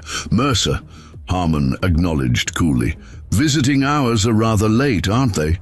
"Emergency," Jack replied tersely, not offering details. Harmon nodded, his gaze calculating. "I've been meaning to speak with you about your property. My most recent offer still stands, but I should warn you, it won't increase further. Smart business owners know when to negotiate and when to accept a good deal. And smart mechanics know when someone's trying to sell them a lemon," Jack retorted. "My shop isn't for sale, Harmon. Not to you, not at any price." Something hardened in Harmon's expression. "Everyone has a price, Mercer. The only question is whether you'll like the terms when you finally decide to sell." His gaze shifted toward the hospital corridors. "I understand your house guest is experiencing some health difficulties. Pregnancy can be so unpredictable, especially for women under stress." The implication that Harmon knew about Maya's hospitalization sent a chill through Jack. "Stay away from my family," he warned, his voice low. "Family?" Harmon raised an eyebrow. "How interesting. I wasn't aware Ms. Collins had become family." He straightened his expensive suit jacket. "Give her my regards, won't you? Tell her I look forward to catching up on old times." As Harmon walked away, Jack stood frozen in the hospital lobby, the developer's veiled threat hanging in the air between them. Whatever game Harmon was playing, he clearly considered Maya a player, perhaps even an opponent, and Jack had just unwittingly confirmed her importance to him, potentially making both of them more vulnerable in the process. Maya spent the week following her hospital stay on strict bed rest in the garage apartment. The once sparse space had gradually acquired touches of permanence. Books stacked on the nightstand, a small vase of wildflowers Emma had gathered, a colorful quilt Maggie Foster had brought over. Despite Dr. Carter's orders to rest, Maya had transformed the bed into a makeshift office, files and notebooks organized around her as she continued her research into Harmon's activities. "This doesn't look like bed rest to me," Jack observed from the doorway, carrying a tray with lunch. Maya quickly gathered the papers. "My body's resting. My mind needs occupation, or I'll go crazy." Jack set the tray beside her, noticing the dark circles beneath her eyes despite her confinement. "Dr. Carter was pretty clear about stress reduction being part of your treatment plan." "Inactivity is its own kind of stress," Maya countered, but softened at Jack's concerned expression. "I'm being careful, I promise." Blood pressure readings. "All normal this morning." Jack sat on the edge of the bed, careful not to disturb her careful arrangement. "The shop feels empty without you there. Customers keep asking when you're coming back.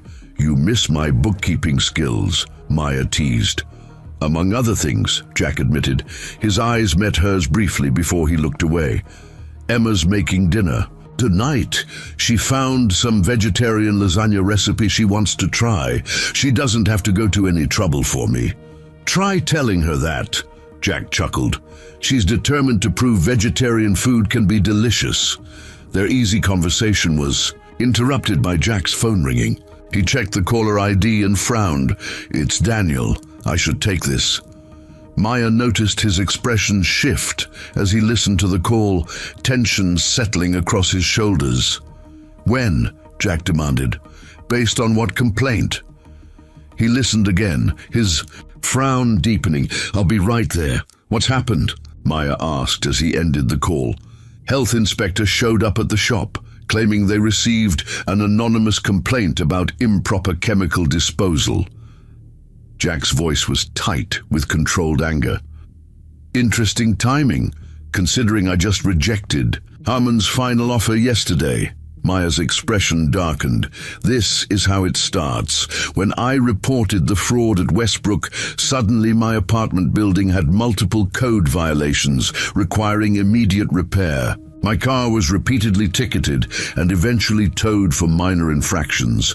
It's harassment disguised as regulatory enforcement." "I need to get to the shop," Jack said, standing. "Will you be okay here alone?" "I'm fine. Go." Maya hesitated, then added, "Jack, be careful. Document everything. Record conversations if you can. Harmon's tactics only work in the shadows." Jack nodded grimly. "I've got nothing to hide. My shop meets every code requirement." "That won't matter," Maya warned. "They'll find something, or create something." Her prediction proved accurate.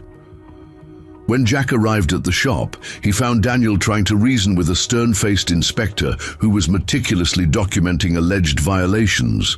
"These oil storage containers are perfectly standard," Daniel was arguing. "We've been using them for years without issue. Current regulations require secondary containment measures," the inspector replied without looking up from his clipboard. "Section 14.3 of the Hazardous Materials Code." Jack approached, maintaining a calm he didn't feel. "I'm Jack Mercer, the owner. What exactly is the problem here?" The inspector, a thin man with a perpetually pinched expression, handed Jack a formal notice. "Multiple potential violations of health and safety codes. I'll need to conduct a thorough inspection, which will require closing operations temporarily." "Closing? On what grounds?" "Potential chemical exposure risk. Standard procedure." Jack scanned the document, his mechanic's eyes quickly spotting the inconsistencies. "This cites regulations for automotive painting facilities. We don't do painting work here." The inspector appeared momentarily flustered. "The complaint specified improper handling of solvents and paint thinners." "Because whoever filed this complaint doesn't know my business," Jack said firmly. We contract out all bodywork and painting to Wilson's body shop across town. Daniel stepped forward with a binder. Here's our chemical inventory and disposal records for the past 5 years, all properly documented. The inspector reluctantly reviewed the binder. After several tense minutes, he closed it with a snap. These appear to be in order, but there are still concerns about your drainage system. I'll need to schedule a follow-up inspection. Fine, Jack agreed, but there's no justification for closing us today. The inspector seemed torn, as if caught between following instructions and acknowledging the lack of evidence.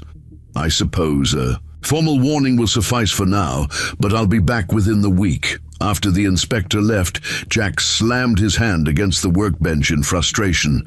This is Harmon's doing, exactly like Maya predicted. Speaking of Maya, Daniel said, carefully, is there something you're not telling me about her connection to Harmon? The timing of all this seems beyond coincidental. Jack hesitated, then told Daniel everything: Maya's discovery of fraud at Westbrook Financial, Harmon's campaign to discredit her, her pregnancy and subsequent homelessness, and her ongoing collection of evidence against him. Daniel whistled low. No wonder Harmon's coming after you. He's not just targeting your property anymore. He's trying to neutralize Maya. By using me as leverage, Jack concluded grimly. He knows I care about her. Do you care about her? Daniel asked directly. Jack ran a hand through his hair. It's complicated. She's pregnant, temporarily living in my garage apartment, and taking on a powerful enemy. Not exactly ideal circumstances. Life rarely delivers ideal circumstances, Daniel observed, especially for second chances. Before Jack could respond, his phone rang again. This time it was Emma. Dad, there's a certified letter for you, she said, her voice tense. From the city planning office. It looks official. Don't open it. I'll be home soon, Jack assured her, though dread settled in his stomach. Harmon was escalating his pressure tactics. When Jack arrived home, he found Emma and Maya in the kitchen. Despite doctor's orders for bed rest, Maya had insisted on coming to the main house for dinner. She sat at the kitchen table while Emma worked on her vegetarian lasagna. The two engaged in comfortable conversation that paused when Jack entered. How bad was it? Maya asked immediately, reading his expression. Jack held up the certified letter Emma had mentioned. Let's find out. He tore it open, scanning the contents with increasing disbelief. They're questioning the zoning permit for the garage apartment, claiming it doesn't meet residential code requirements and can't be occupied. That's ridiculous, Emma protested. It's been an apartment since before Mom died. You've had tenants before. With proper permits, Jack confirmed. This claims the occupancy permit expired and was never renewed. Maya's face paled. He's trying to force me out. Well, it won't work, Emma said defiantly, slamming a pan onto the counter with more force than necessary. Right, Dad? Jack nodded, though his mind was racing through implications. We'll fight it. I'll call Greg Walsh tomorrow. He used to be a judge. He'll know how to handle this. The evening meal was subdued, despite Emma's culinary efforts. After dinner, Maya returned to the garage apartment, insisting she needed to organize her notes. Jack helped Emma clean the kitchen, both lost in their own thoughts. Dad, Emma finally said, setting down the dish towel. What's really going on between you and Maya? Jack nearly dropped the plate he was drying. What do you mean? I'm 15, not 5, Emma said with exasperation. I see how you look at each other. And now Harmon is coming after us because of her. I deserve to know what we're dealing with. Jack set the plate down carefully. You're right. You do. He took a deep breath. Maya uncovered financial fraud at Harmon's previous company. He destroyed her career and reputation in retaliation. Now she's gathering evidence to expose him, and he knows it. And he's using you, us, to get to her, Emma concluded, by threatening the shop and the apartment. Jack nodded, impressed and concerned by his daughter's quick understanding. That's the professional side. As for the personal, he hesitated. You have feelings for her, Emma stated simply. It's okay, Dad. I like her too. It's not that simple. Me, because of Mom. Emma's directness was both a gift and a challenge. Jack leaned against the counter. Partly. And because Maya's situation is complicated. She's having someone else's baby. She has no permanent home, no job security. Her whole focus right now is on exposing Harmon. So, Mom always said love doesn't wait for convenient timing. The echo of Sophia's words caught Jack off guard. When did she tell you that? When you were rebuilding Mr. Washington's engine the week of my 5th grade recital, Emma recalled. You worked 3 nights straight to finish it, so you wouldn't miss my performance. Mom said she fell in love with you during the most inconvenient time in her life, but that love doesn't check calendars before showing up. Jack smiled at the memory, his chest tightening. She was right about that. Then stop making excuses, Emma said with teenage certainty. Maya needs us. We need her. The rest is just details. Jack marveled at his daughter's wisdom and simplicity. When did you get so smart about relationships? I had good teachers, Emma replied, the ghost of sadness passing across her face before she forced a smile. Now, are you going to take some lasagna to Maya, or should I? Later that evening, after Emma had gone to bed, Jack approached the garage apartment with an extra slice of lasagna and a troubled mind. He knocked softly but received no answer. Concerned, he tried the door and found it unlocked. Maya? He called, entering cautiously. The apartment was empty, but Maya's papers were spread across the bed. Jack was about to leave when a particular document caught his eye. A property transfer record with Councilman Briggs' name highlighted. Beside it lay a sticky note in Maya's handwriting. Briggs purchased 300 acres outside town limits 1 week before Harmon announced development.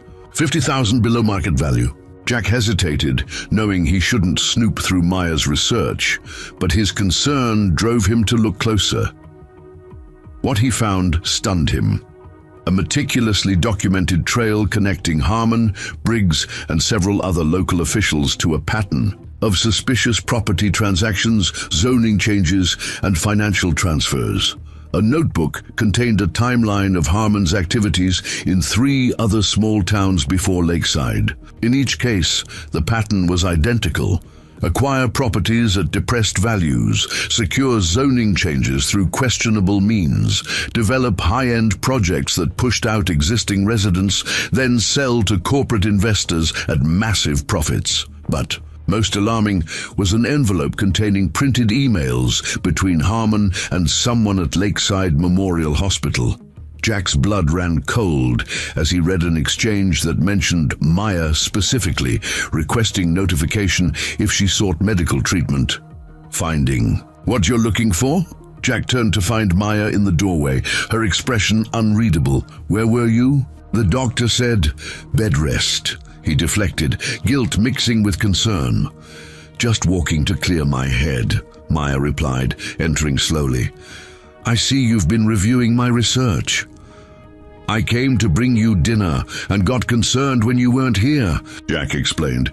I shouldn't have looked through your papers. I'm sorry. Maya sat carefully on the edge of the bed. It's all right. I was planning to show you eventually. She picked up the hospital emails. I found these yesterday. Someone at the hospital is feeding Harmon information about me. That's how he knew I was there. This is beyond harassment, Jack said. It's surveillance, possibly illegal. Definitely unethical, Maya agreed, but difficult to prove as illegal without knowing exactly how the information was obtained. Jack sat beside her. Maya, this is getting dangerous. These files, this evidence, you're collecting. It's making you a target. I was already a target, she corrected quietly. The difference is that now I'm making you and Emma targets too. She looked down at her hands. Maybe I should leave Lakeside. Draw Harmon's attention away from you.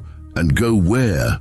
Do what? Jack asked. You're 8 months pregnant with a high-risk condition. I've survived worse odds. Jack took her hand, surprising both of them with the gesture. You're not going anywhere. We'll fight this together. He nodded toward the files. Your evidence, combined with what's happening now with the shop inspections and zoning harassment, it tells a compelling story. Not compelling enough yet, Maya sighed. Harmon is careful. He maintains plausible deniability, uses intermediaries. Then, we need to be smarter, Jack insisted. More strategic. Before Maya could respond, her phone chimed with a text message. She checked it, her face draining of color. What is it? Jack asked. Maya handed him the phone. The message was from an unknown number. Pregnancy complications can be so unpredictable, especially when doctors receive incorrect information about patient histories. Consider which matters more, your crusade or your child's well-being. He's threatening your baby, Jack said, rage building inside him. This crosses every line. It's what he does, Maya said with surprising calm. Identifies what you value most and threatens it. Her hand moved to her belly protectively. But he miscalculated this time. Threatening my baby doesn't weaken my resolve. It strengthens it. Jack stood, pacing the small apartment. We need to take this to the police. And say what? An anonymous text implied a vague threat. Harmon's too smart for direct evidence. Then we go public, Jack insisted. Share what you found with the community, the local newspaper. Maya shook her head. Not yet. We need something definitive, something Harmon can't wiggle out of. She winced suddenly, pressing a hand to her side. What's wrong? Jack asked. Immediately. Nothing, just uncomfortable. But Maya's voice lacked conviction, and Jack noticed a thin sheen of sweat on her forehead, despite the cool evening. I'm calling Dr. Carter, he said firmly, reaching for his phone. Maya didn't protest, which concerned Jack more than anything else. The next morning, Lakeside awoke to a new development. Someone had plastered the town with flyers overnight, detailing the connection between Councilman Briggs' land purchase and Harmon's development plan. The flyers included copies of property records and timeline documentation, information directly from Maya's research. Jack confronted her about it while Emma was at school. Did you do this? Maya looked genuinely surprised. No, I've been here all night, you know that. It was true. After speaking with Dr. Carter, Jack had insisted on sleeping on the couch in the garage apartment to monitor Maya's condition. Her blood pressure had been elevated again, though not dangerously so. Then who would have access to this information? Jack asked, showing her the flyer. Maya studied it. These are copies of my documents, but I never... Her eyes widened in realization. Emma, she must have photocopied them while I was in the hospital. She mentioned wanting to help fight Harmon. Emma did this? Jack was equal parts proud and terrified. She's 15. She doesn't understand the risk. Before they could discuss it further, Jack's phone rang. It was Daniel, his voice urgent. You need to get down here. The shop's being picketed. Picketed? By whom? Not against us, Daniel clarified. For us. There must be 30 people outside with signs protesting Harmon's tactics. Maggie Foster organized it after those flyers went up. The local news crew just showed up. Jack and Maya exchanged stunned looks. I'll be right there, Jack promised. I'm coming with you, Maya insisted, already reaching for her coat. You're supposed to be on bed rest. This is happening because of my research, Maya countered. I'm not hiding while the town takes a stand on my behalf. Jack knew better than to argue. Fine, but you stay in the truck until I assess the situation. When they arrived at Jack's auto repair, the scene was unlike anything Jack had ever witnessed in quiet Lakeside.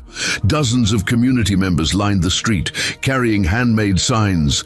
Hands off our neighborhood. Stop Harmon's bullying. Support Jack's auto. Maggie Foster, despite her 70-plus years, directed the proceedings like a general, positioning people for maximum visibility from the street. News reporter Tyler Brooks interviewed business owners about Harmon's pressure tactics. Most surprising was the presence of Sarah and Thomas Wilson among the protesters. When Sarah spotted Jack's truck, she approached immediately. "Before you say anything," she began defensively, "I may not approve of all your life choices, but I despise corruption. More, what Harmon's doing is wrong."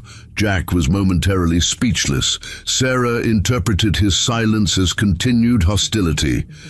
"I'm still your family, Jack," she added quietly. "Sophia would never forgive me if I stood by while Harmon destroyed what you built together." The mention of his late wife from Sarah, without accusation or manipulation, caught Jack off guard. "Thank you," he managed. Inside the truck, Maya watched the scene unfold with conflicting emotions. The community's support was overwhelming, but it heightened her sense of responsibility for the storm surrounding Jack's business. As she was about to join Jack outside, another contraction gripped her, stronger than before, radiating across her abdomen with alarming intensity. She gasped, clutching the dashboard as pain washed over her. When it subsided, she noticed a black SUV with tinted windows parked across the street. Even from a distance, she recognized Victor Harmon in the passenger seat, watching the protest. With cold calculation, their eyes met through the windshield, and Maya felt a chill that had nothing to do with her pregnancy.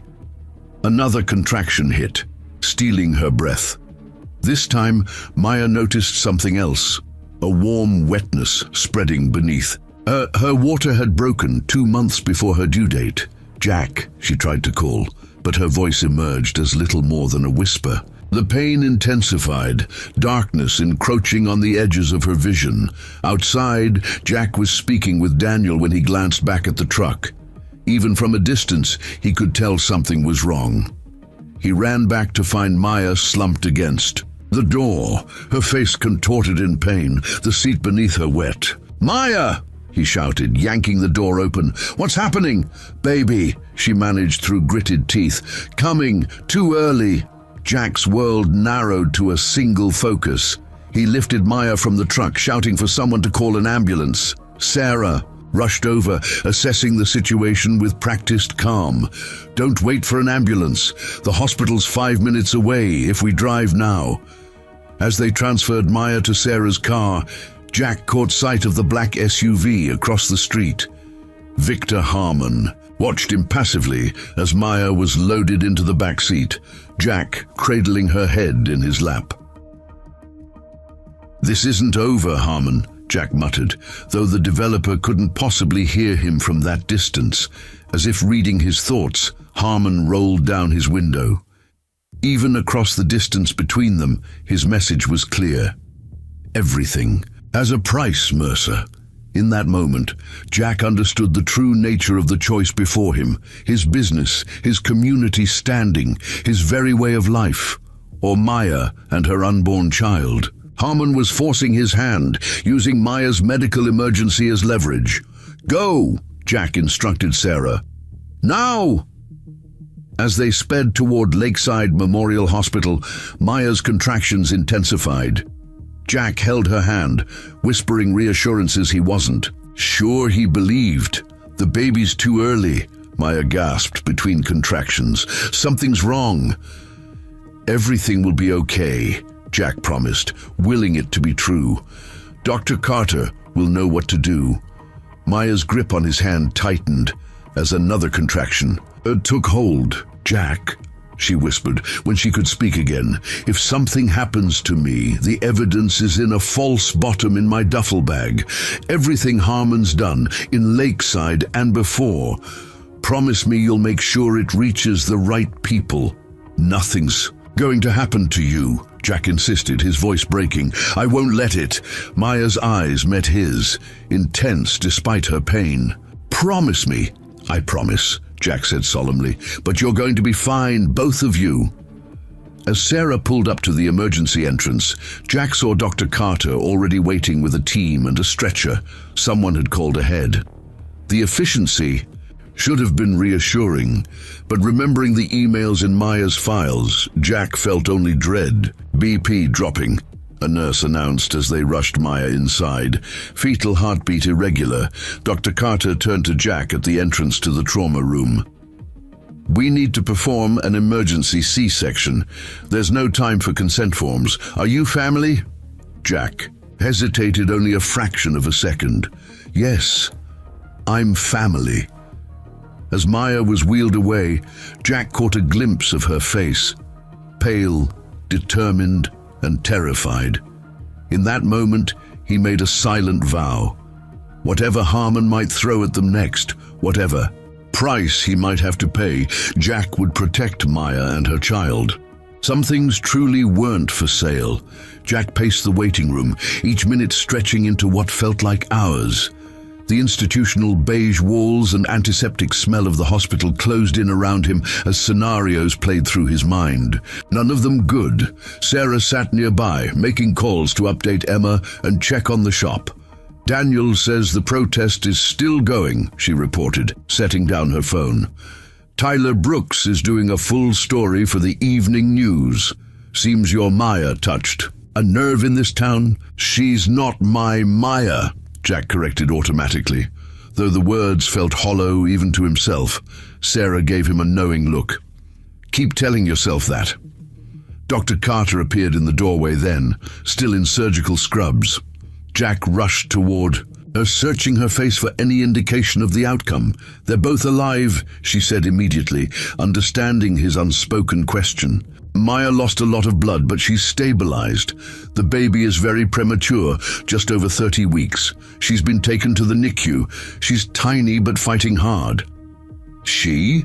Jack repeated. It's a girl? Dr. Carter nodded. 4 pounds, 1 ounce.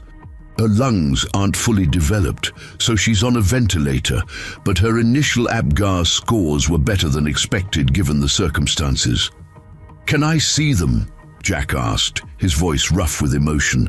Maya is in recovery. She hasn't regained consciousness yet, but you can sit with her. The baby is in isolation in the NICU. As a non-relative, you wouldn't normally be permitted, but... She hesitated. I told them I was family, Jack admitted. I hope that's okay. Dr. Carter's expression softened. Under the circumstances, I think we can make an exception, but there's something else you should know. She lowered her voice. The placental abruption that necessitated the emergency delivery. It's not common at this stage of pregnancy without significant trauma or underlying medical conditions. What are you saying? Maya's blood work showed traces of medication that can elevate blood pressure. It's concerning because it's contraindicated during pregnancy, and there's no record of it being prescribed to her. Jack felt a chill run through him. Could she have taken it accidentally? Unlikely. It's prescription only, and the dosage was significant. Dr. Carter looked troubled. I've ordered additional tests, but I wanted you to be aware. If someone deliberately gave this to her, it would be attempted murder. Jack finished grimly, thinking of the threatening text Maya had received. Can you keep this between us for now, and secure any test results or records? Dr. Carter studied him intently. This isn't my first case involving possible foul play, Mr. Mercer. I've already secured the original blood samples and documentation in my personal office safe. Official records show only routine findings. Jack was momentarily taken aback by her caution. You suspected something from the beginning. Let's just say I've worked in Lakeside Memorial long enough to recognize when certain administrative pressures don't align with patient welfare. She nodded toward the corridor. Maya is in room 314. The NICU is on the 4th floor. I suggest visiting Maya first. She'll need you when she wakes up. As Dr. Carter left, Sarah approached. What was that about? Jack debated how much to share before deciding that Sarah deserved the truth. Someone may have deliberately caused Maya's premature labor by giving her medication to raise her blood pressure. Sarah's eyes widened. Harmon, but how would he? Maya found evidence that someone at the hospital was feeding him information. Looks like they might have done more than just share her medical records.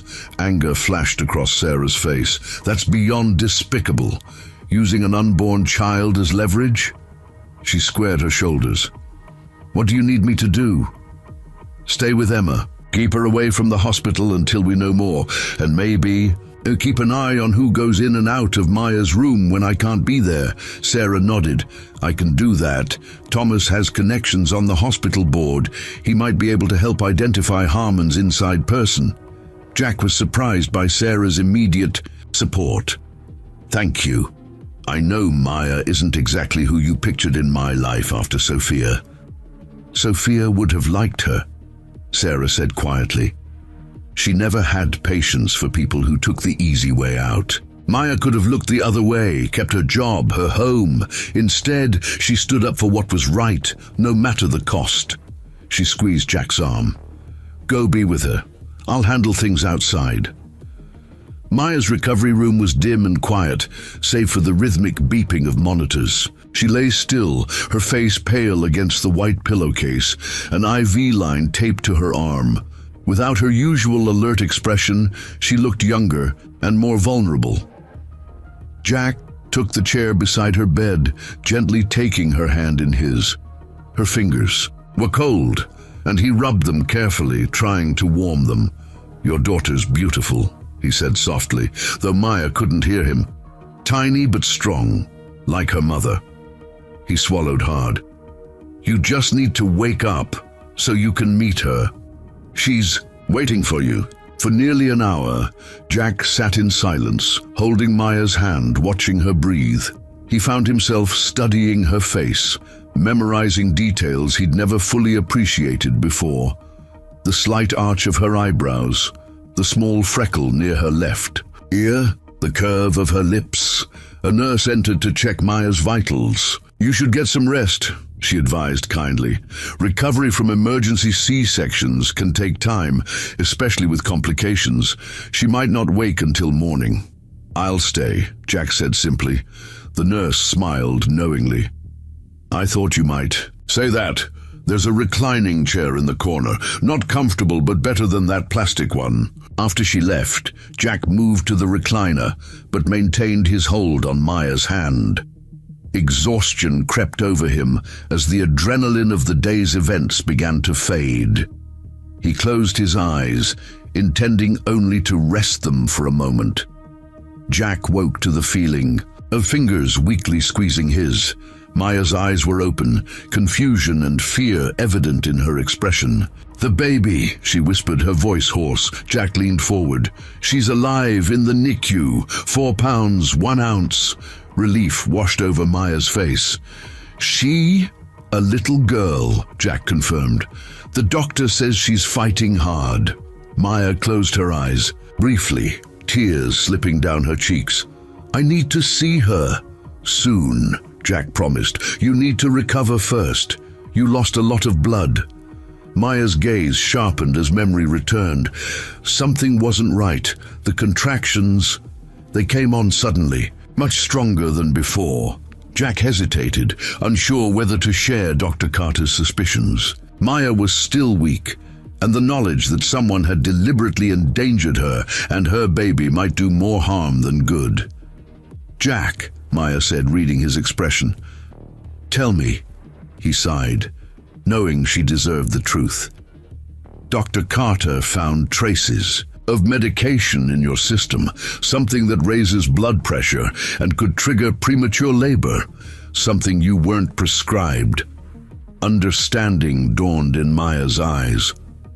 Harmon. The text message wasn't just a threat. It was a warning of what he'd already done. We don't know for certain, Jack cautioned.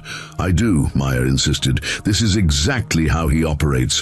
When intimidation fails, he escalates. Her hand tightened around Jack's. The evidence in my bag, it's more important than ever now. He's proven there's nothing he won't do. Jack nodded. I'll get it, but right now, you need to focus on recovering, on your daughter. A soft knock at the door interrupted them. Dr. Carter entered, pleased to find Maya conscious. Good to see you awake, she said, checking Maya's vitals. How's the pain?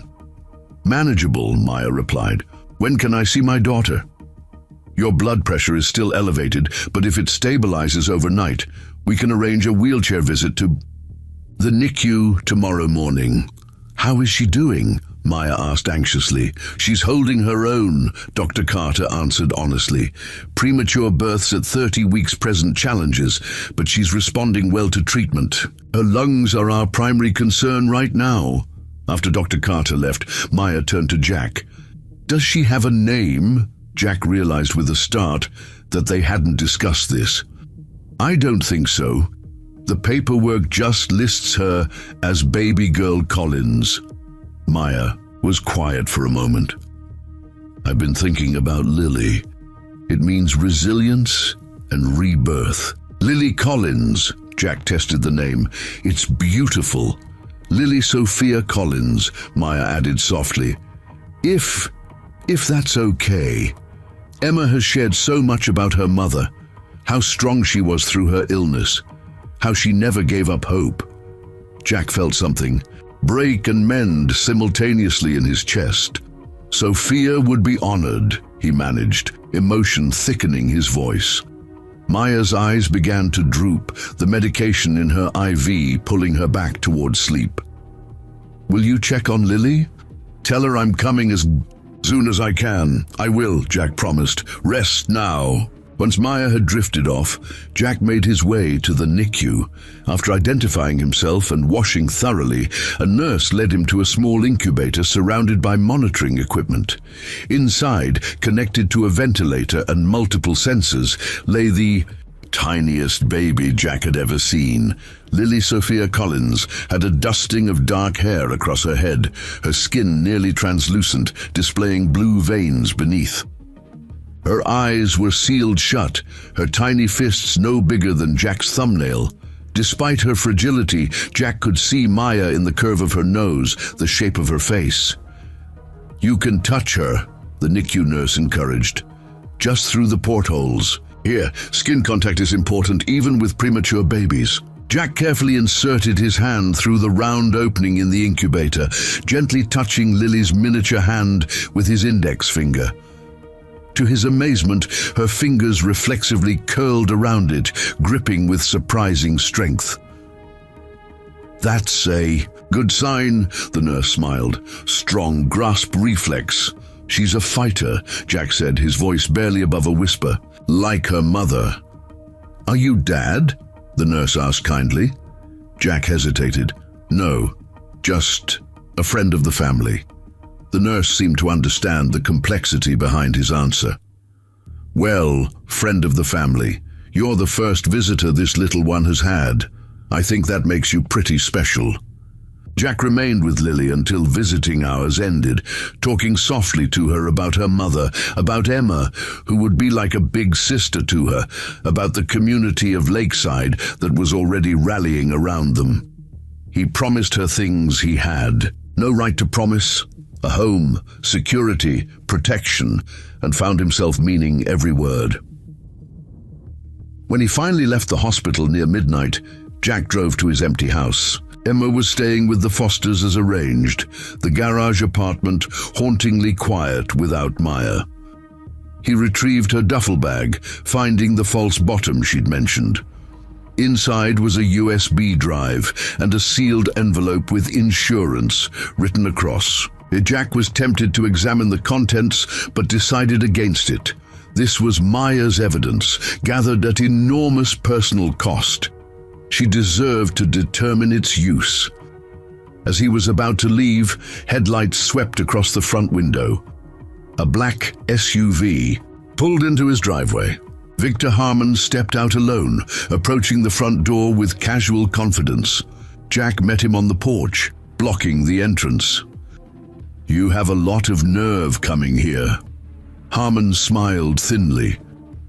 I came to express my concern about Ms. Collins. Medical emergency. How unfortunate, a premature delivery. I trust mother and child are receiving the best care. The thinly veiled threat behind his false concern made Jack's hands clench into fists. Cut the act, Harmon. We both know you're responsible. A serious accusation, Harmon replied, unperturbed, and unprovable, I assure you. He straightened his expensive coat. But I didn't come to trade accusations. I came to offer a solution that benefits everyone. I'm not interested in anything you're offering. Hear me out before deciding, Harmon insisted. Premature infants require extensive medical care, months in the NICU, specialized treatment. The costs are prohibitive, especially for someone without proper insurance or employment. Jack felt cold dread in his stomach. What's your point? My final offer for your property has been amended. It now includes a trust fund for the Collins child, sufficient to cover all medical expenses and educational needs through college. Harmon produced an envelope. The documents are prepared. Sign over your property, and the first payment to the trust will be made tomorrow morning. And Maya, Ms. Collins signs a non-disclosure agreement regarding her time at Westbrook Financial. In exchange, she receives a generous settlement and a retraction of any negative professional references. Jack stared at the envelope, understanding the true nature of Harmon's offer. You're not afraid of losing my property. You're afraid of what Maya knows. Something flickered in Harmon's eyes, a momentary crack in his composed facade. Ms. Collins' accusations were thoroughly investigated and dismissed by the appropriate authorities. However, continued false allegations could temporarily impact investor confidence. This offer simply resolves all outstanding issues efficiently. By buying her silence with her daughter's medical care, Jack clarified, disgust evident in his voice.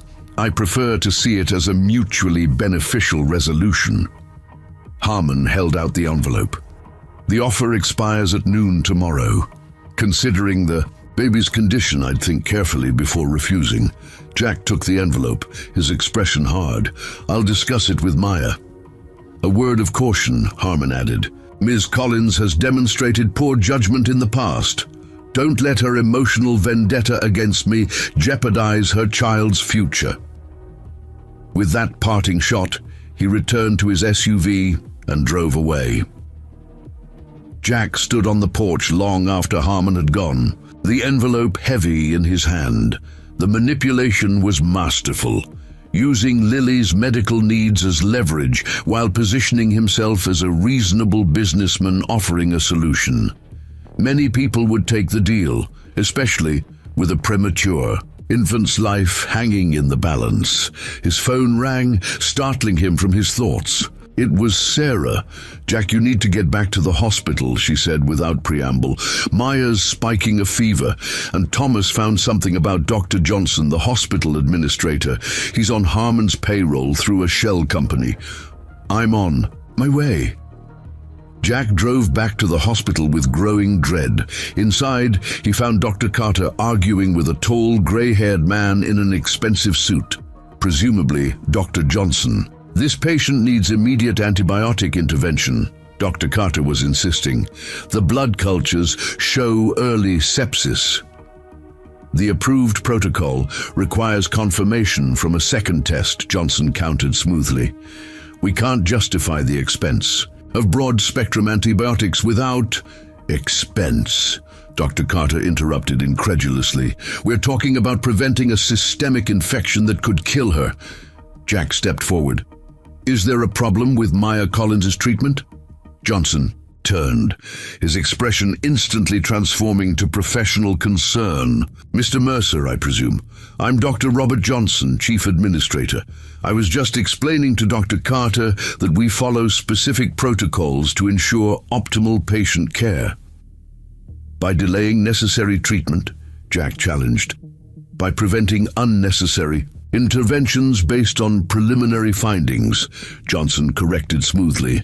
Rest assured, Ms. Collins will receive appropriate care following our established guidelines. Dr. Carter's expression was thunderous. Those guidelines didn't exist until you created them 10 minutes ago. Johnson's smile tightened. Dr. Carter, that's enough. May I remind you that your contract renewal is pending review next month? The threat was unmistakable. Jack stepped closer to Johnson, his voice low but firm. May I remind you that tampering with medical care for non-medical reasons could constitute criminal negligence, especially when the administrator in question has financial ties to interested third parties. Johnson's composure slipped momentarily. I don't know what you're implying.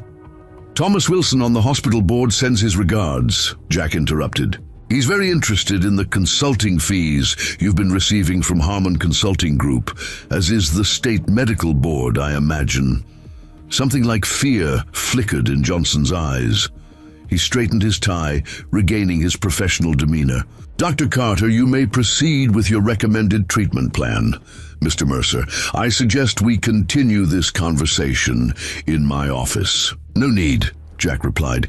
Just stay away from Maya Collins and her daughter. Any changes to their treatment go through Dr. Carter directly, or the next conversation will be with investigators. After Johnson departed, Dr. Carter turned to Jack. Thank you. Johnson has been blocking treatments for Maya since she arrived. Nothing overt, just procedural delays and protocol reviews. Is she going to be okay? If we start antibiotics immediately, yes. Postpartum infections can escalate quickly, but we caught it early. Dr. Carter studied him curiously. How did you know about Johnson's connection to Harmon? Sarah's husband serves on the hospital board. He's been looking into unusual financial relationships after Maya mentioned Harmon had someone inside the hospital.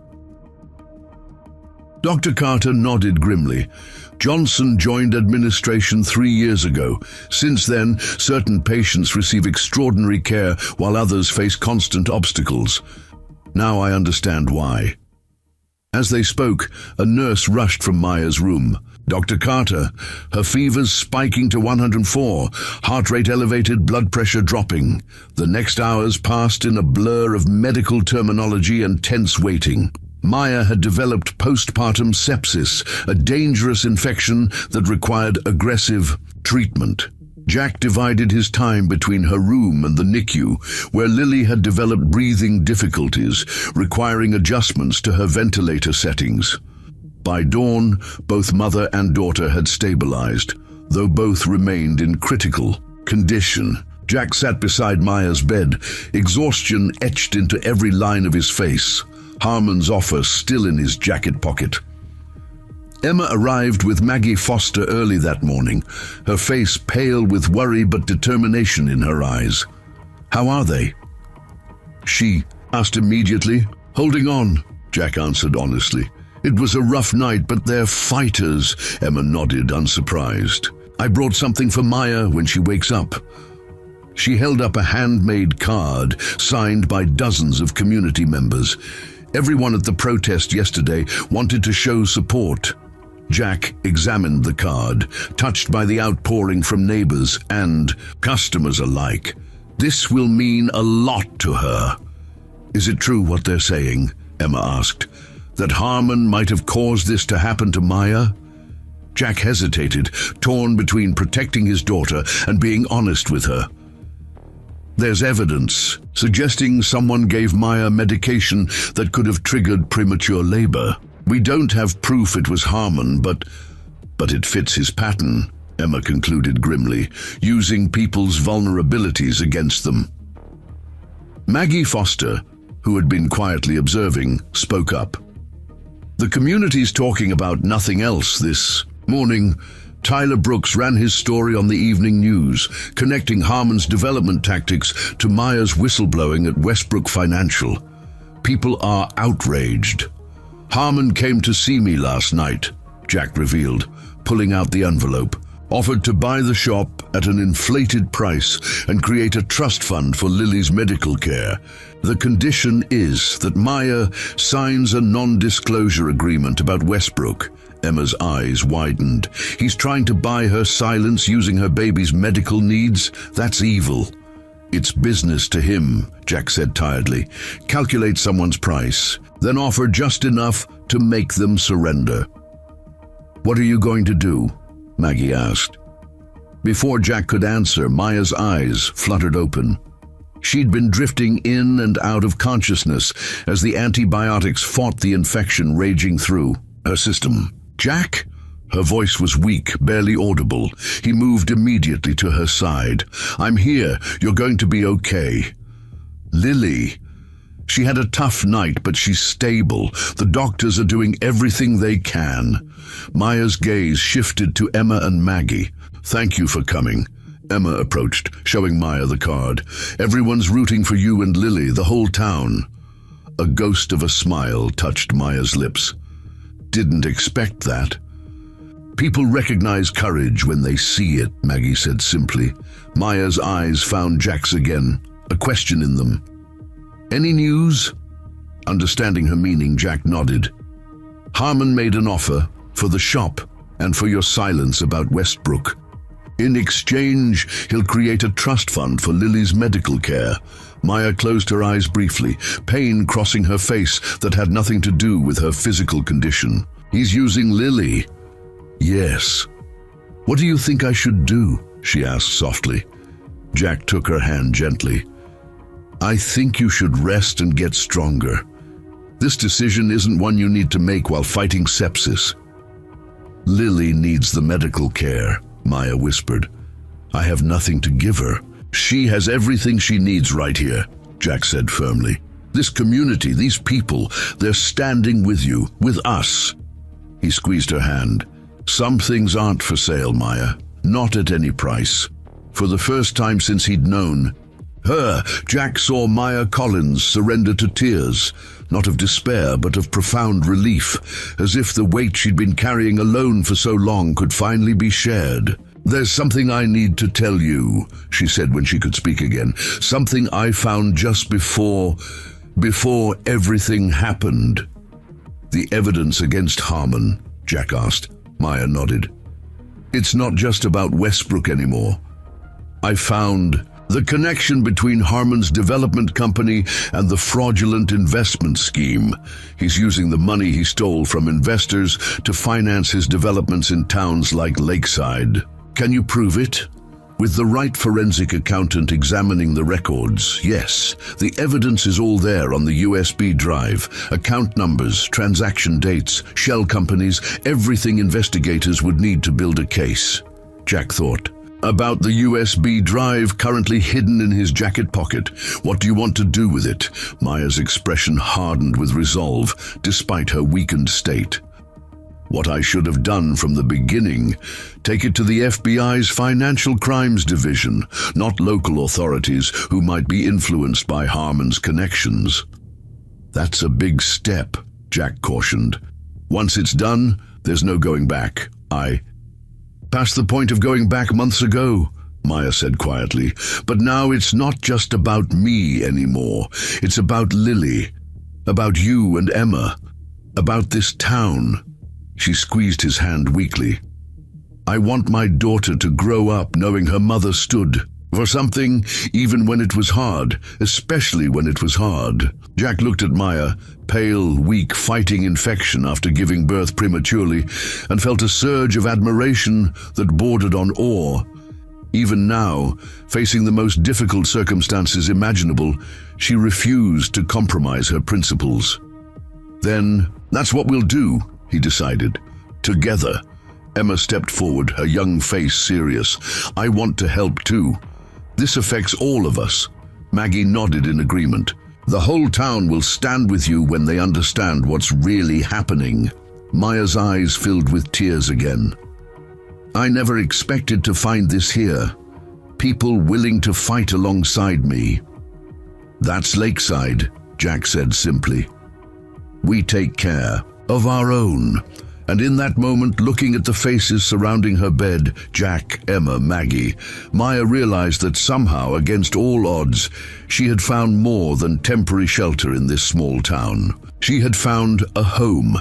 She had found family. 3 days after Lily's birth, Special Agent Monica Reeves of the FBI's Financial Crimes Division arrived in Lakeside.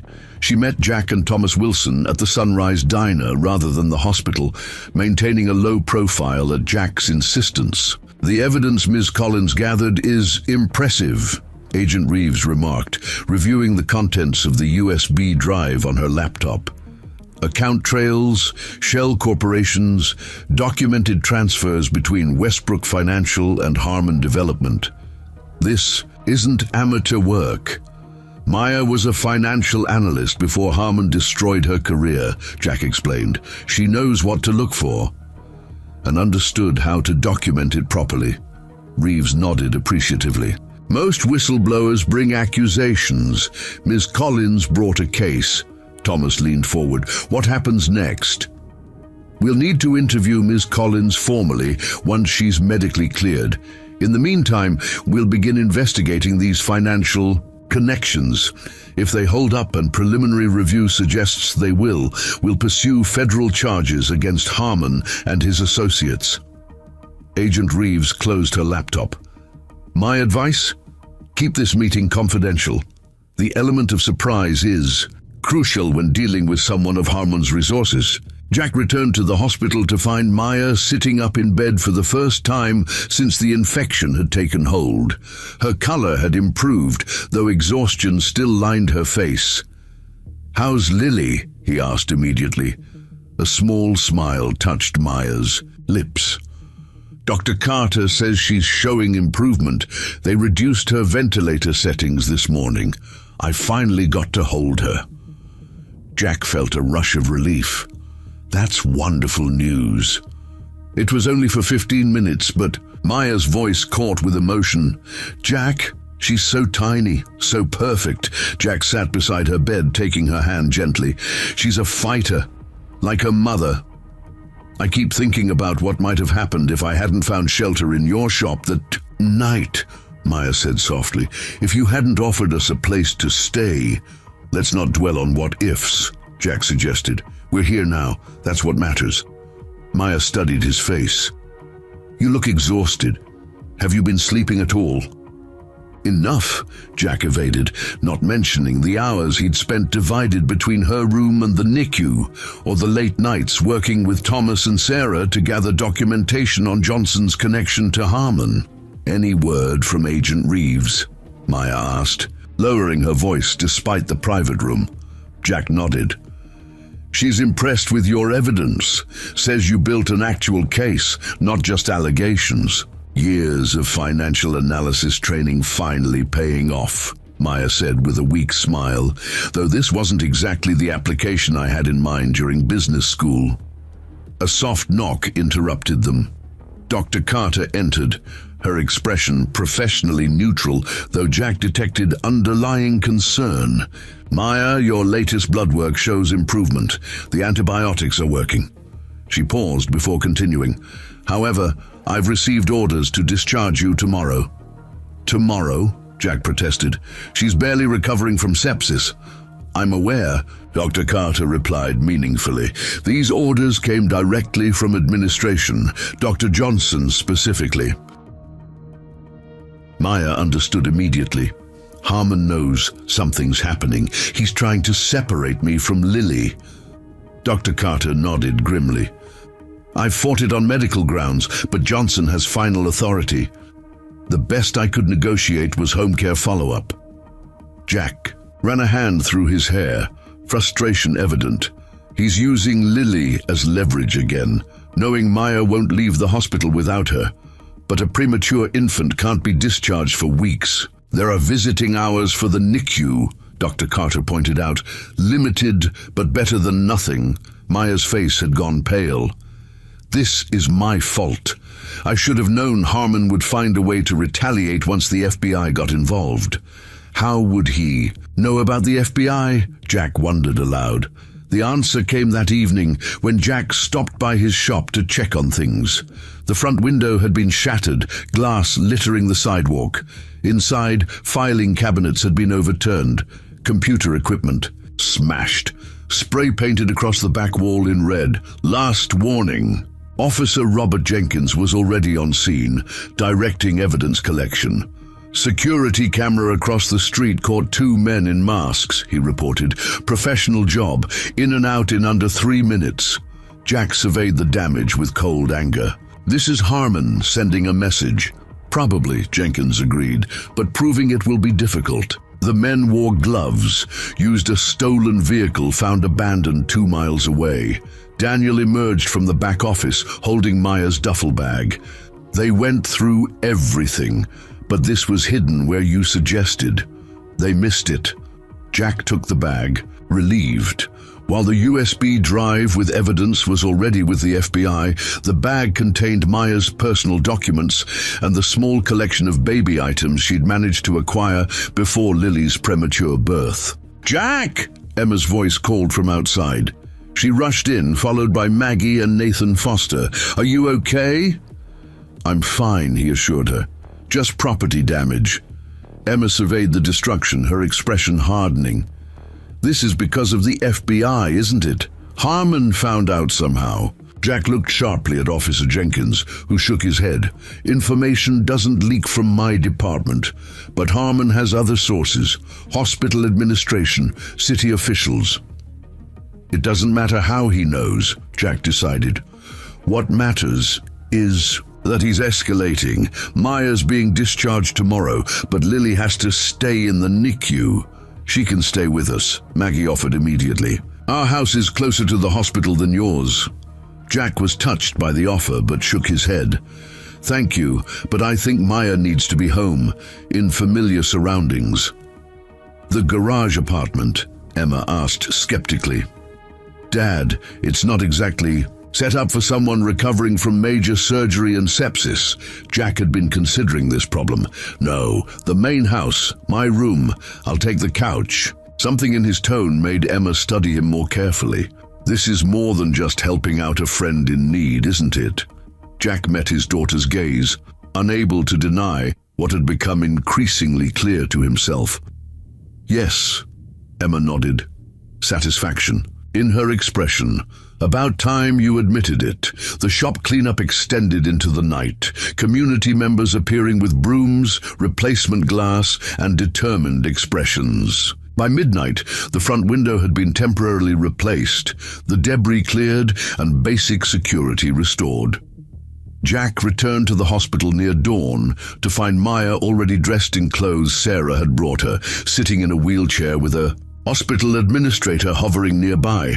"Ready to go home?" he asked, trying to sound more positive than he felt. Maya's eyes were red from crying. "They won't let me see Lily one more time before discharge. Policy, they said." Jack recognized the cruelty of the restriction for what it was: another twist of the knife by Harmon through his hospital connections. "Dr. Carter is doing her rounds in the NICU right now," he said quietly, kneeling beside her wheelchair.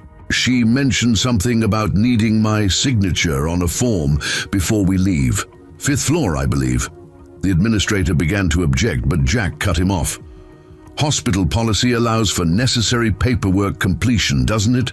Or should I call my friend at the state licensing board to clarify?" 15 minutes later, Maya sat beside Lily's incubator, tears streaming silently down her face as she touched her daughter's tiny hand through the porthole. "I'll be back every day," she promised the infant. "Morning and evening. Nothing will keep me away."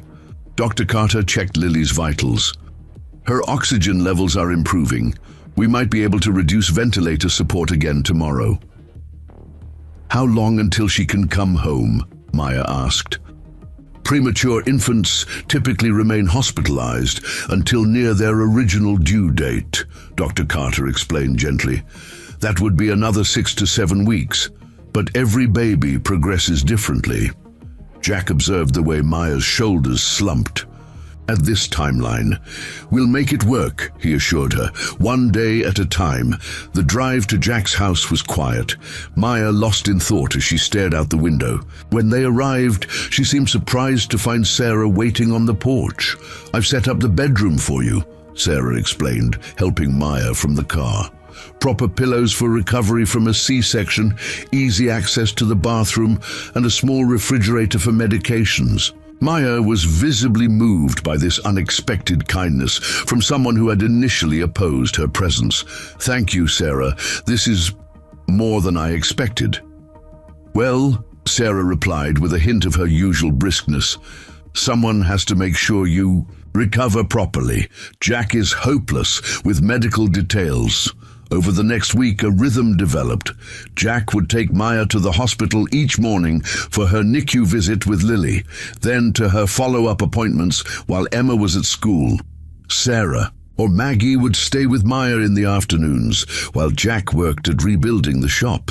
Evenings found the three of them, Jack, Maya, and Emma, sharing quiet dinners, often joined by neighbors bringing food and support. 10 days after Maya's discharge, Agent Reeves returned to Lakeside to formally interview her. They met at Jack's house rather than a federal building, a concession to Maya's recovery and the need for continued discretion. "Based on your documentation and our preliminary investigation, we are prepared to move forward with charges against Victor Harmon," Agent Reeves informed them. "Securities fraud, wire fraud, money laundering, and possibly witness intimidation." "When?" Jack asked. "We'll execute search warrants simultaneously at Harmon's residence, the development company offices, and Westbrook Financial headquarters tomorrow morning." Maya looked stunned. "After all this time, it's finally happening?" "Your persistence made it possible," Reeves acknowledged. "Most people would have given up after what you endured." That evening, as Jack and Maya sat on the porch watching the sunset, a comfortable silence between them, Maya finally asked the question that had been building for days. What happens after all this? When Harmon is arrested?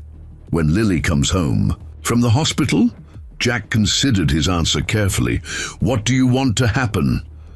"I've been focused on survival for so long," Maya admitted.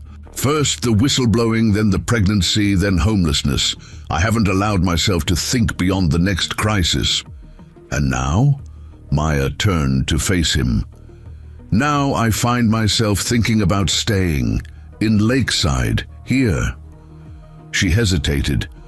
"With you and Emma, if that's something you'd want." Jack took her hand, the gesture now familiar and comforting to both of them. "I think we passed the point of temporary arrangements a while ago, don't you?" A soft smile touched Maya's lips. "Somewhere between reorganizing your financial records and going into premature labor?" "Probably around the time you named your daughter after my late wife," Jack suggested gently. "That's when I knew for certain." "Knew what?" "That you were someone who understood loss but chose compassion anyway. That you were someone I wanted in my life permanently, not just passing through." Maya's eyes filled with tears.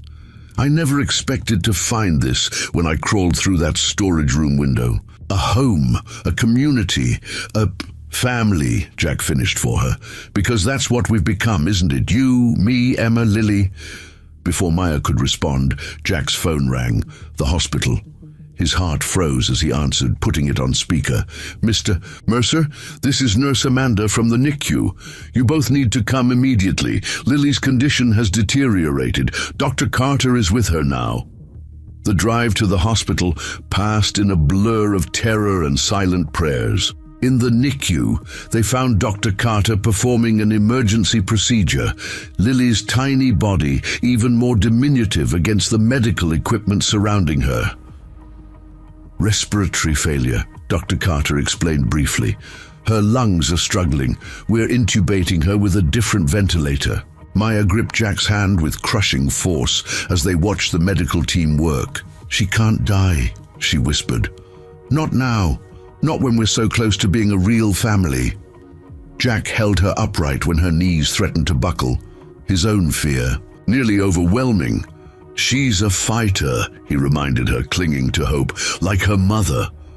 Hours passed in agonizing slowness. Other parents in the NICU waiting area offered coffee, comfort, shared stories of their own premature infants who had survived against odds. Sarah arrived with Emma, both pale with worry, but steady in their support. Near dawn, Dr. Carter emerged, exhaustion evident in every line of her body, but a cautious optimism in her eyes. "She's stabilized," she announced. "The new ventilator is working. Her oxygen levels are improving." "What happened?" Maya asked, her voice raw from hours of suppressed tears. "Sometimes premature infants take steps backward before moving forward," Dr. Carter explained. "Her lungs needed more support than we realized, but she's responding well to the adjustment." "Can we see her?" Jack asked. Dr. Carter nodded. "Briefly. She needs minimal stimulation right now." In the NICU, Lily looked even smaller, connected to the new ventilator, but the monitors showed stronger vital signs. Maya touched her daughter's hand through the incubator porthole, whispering words of encouragement and love.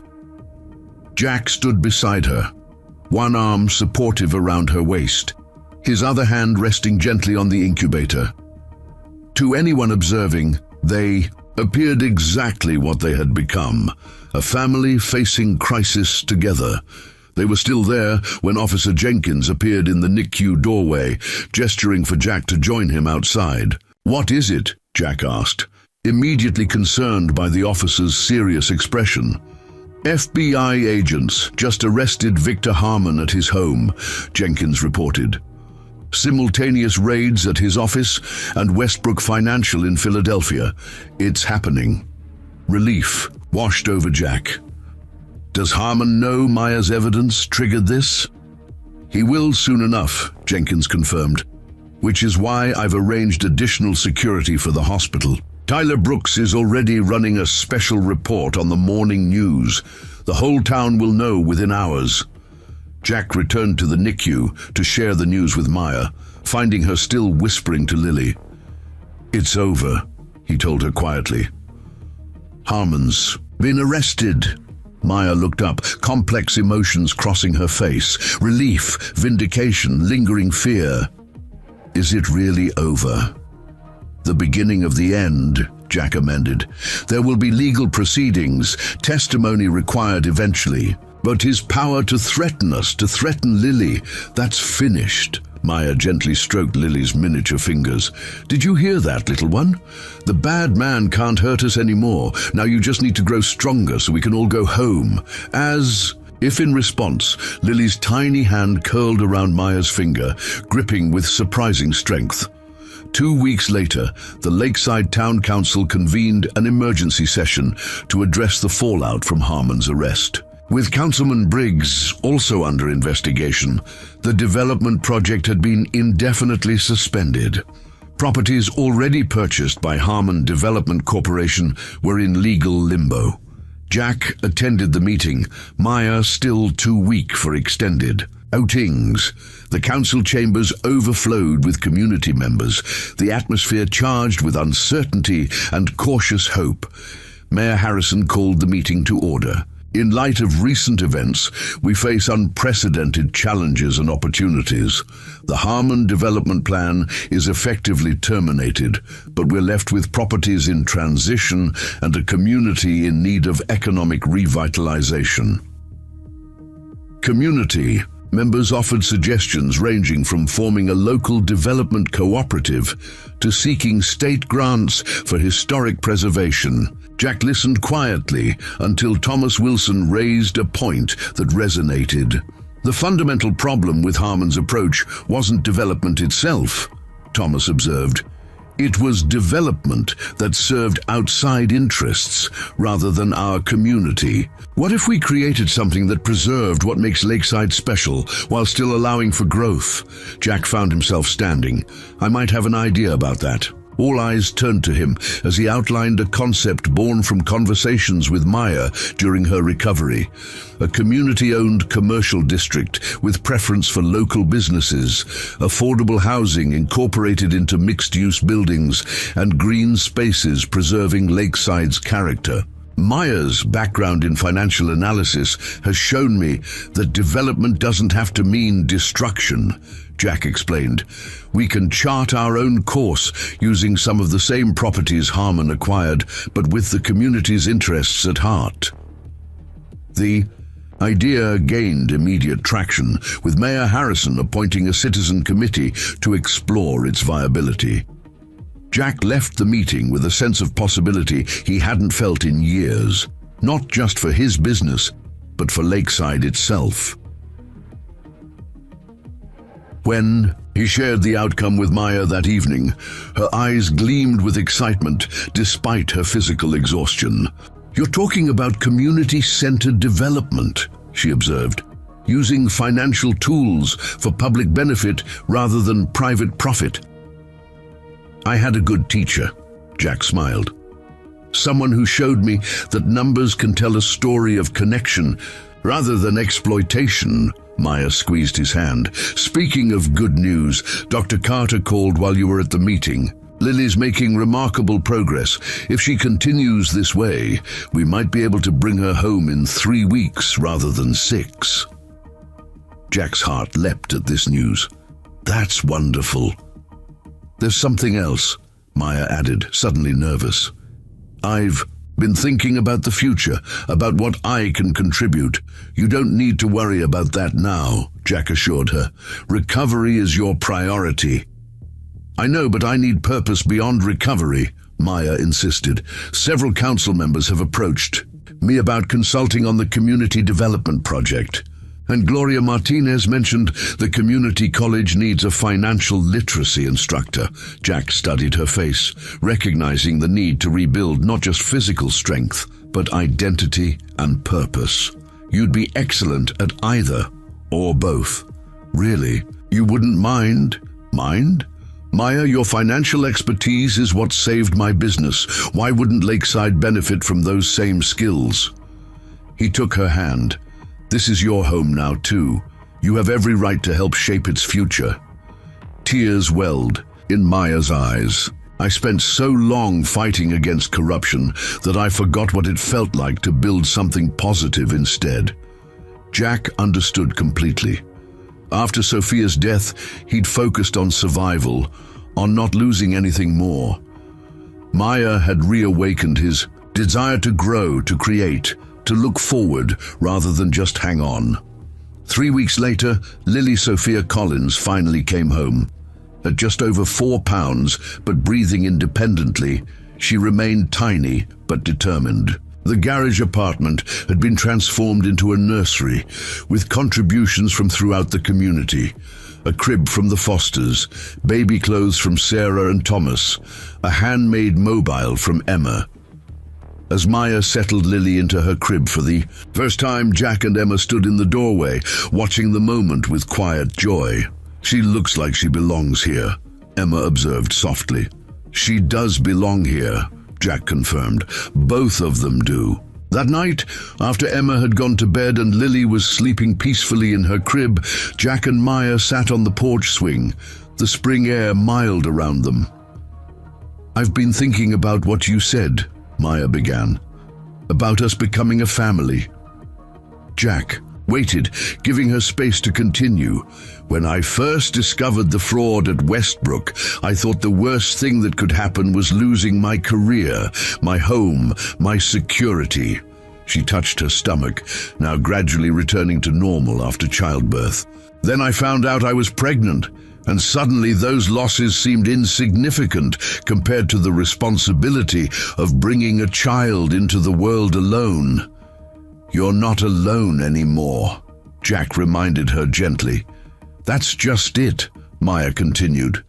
"The night I climbed through your storage room window, I was looking for temporary shelter from a storm. Instead, I found," her voice caught with emotion, "I found everything: a home, a community, a partner who understands standing up for what's right, no matter the cost." Jack took her hand, the gesture now so natural between them. "The greatest gifts often come disguised as something else entirely." Maya turned to him, moonlight silvering her dark hair. "I thought I had nothing left to give. No home, no money, no security. But perhaps what Lily needed most wasn't those things at all. Perhaps what she needed was to be born into a community of people who understand that some things aren't measured In dollars. Some things aren't for sale. Like integrity, Jack suggested. Like courage. Like love, Maya whispered. The word hung between them, acknowledged at last. Jack leaned forward, brushing a tender kiss against her lips. Definitely like love. 1 year later, Lakeside had transformed in ways no one could have predicted. The Community Development Initiative had revitalized the downtown area while preserving its character. Jack's Auto Repair had expanded into a training center, offering apprenticeships to local youth interested in mechanical careers. Maya divided her time between financial consulting for the town council and teaching at the community college. Her testimony had helped secure convictions against Victor Harmon on multiple federal charges, bringing justice to countless victims of his financial schemes. In the Mercer home, now legally belonging to Jack and Maya after their small wedding. In Pioneer Park, Lily's first birthday celebration brought together the entire community that had become her extended family. At 15 months, she was still small for her age, but thriving, her dark eyes alight with curiosity and determination. Emma, now 16, and considering colleges with strong business programs inspired by Maya's influence, helped serve cake to guests gathering in the backyard. Sarah and Thomas brought a handmade wooden rocking horse. Maggie and Nathan Foster presented a quilt stitched with the names of everyone who had supported Lily during her difficult start. As twilight softened the edges of the gathering, Jack found Maya standing slightly apart, watching the scene with wonder in her eyes. "Happy?" he asked, slipping an arm around her waist. "Beyond words," she admitted. "Sometimes I still can't believe this is my life." Jack followed her gaze across the yard, where their unlikely family mingled with neighbors and friends. Lily, perched on Officer Jenkins' lap, giggled as he pretended to arrest her teddy bear. Emma and Gloria's daughter Zoe planned a fundraiser for the new community center. Daniel and Ruth Parker discussed expanding their mechanic training program to include women. "You know," Jack said thoughtfully, "when people talk about the greatest gift you gave me, they usually mean helping save the shop or exposing Harmon." "And what do you think it was?" Maya asked, curious. Jack turned to face her fully. "You reminded me that life isn't just about surviving loss. It's about having the courage to begin again, to open your door during a storm, not knowing who might be seeking shelter. Or climbing through your storage room window," Maya added with a smile. "Exactly," Jack agreed, pulling her closer. "The greatest gift wasn't anything you brought with you that night. It was the courage it took to ask for help when you had nothing left. It was showing Emma and me that vulnerability isn't weakness. It's the first step toward building something new." As the setting sun gilded Lakeside in golden light, Jack and Maya rejoined their gathered community, the family they had chosen, and that had chosen them in return. Above them, a sign recently added to the front of their home caught the last rays of daylight. "Mercer Family Auto Repair, rebuilding more than engines." Below it, in smaller letters, "Some things aren't for sale." The end. Up next, 2 more incredible stories are waiting for you right on your screen. If you enjoyed this one, you won't want to miss this.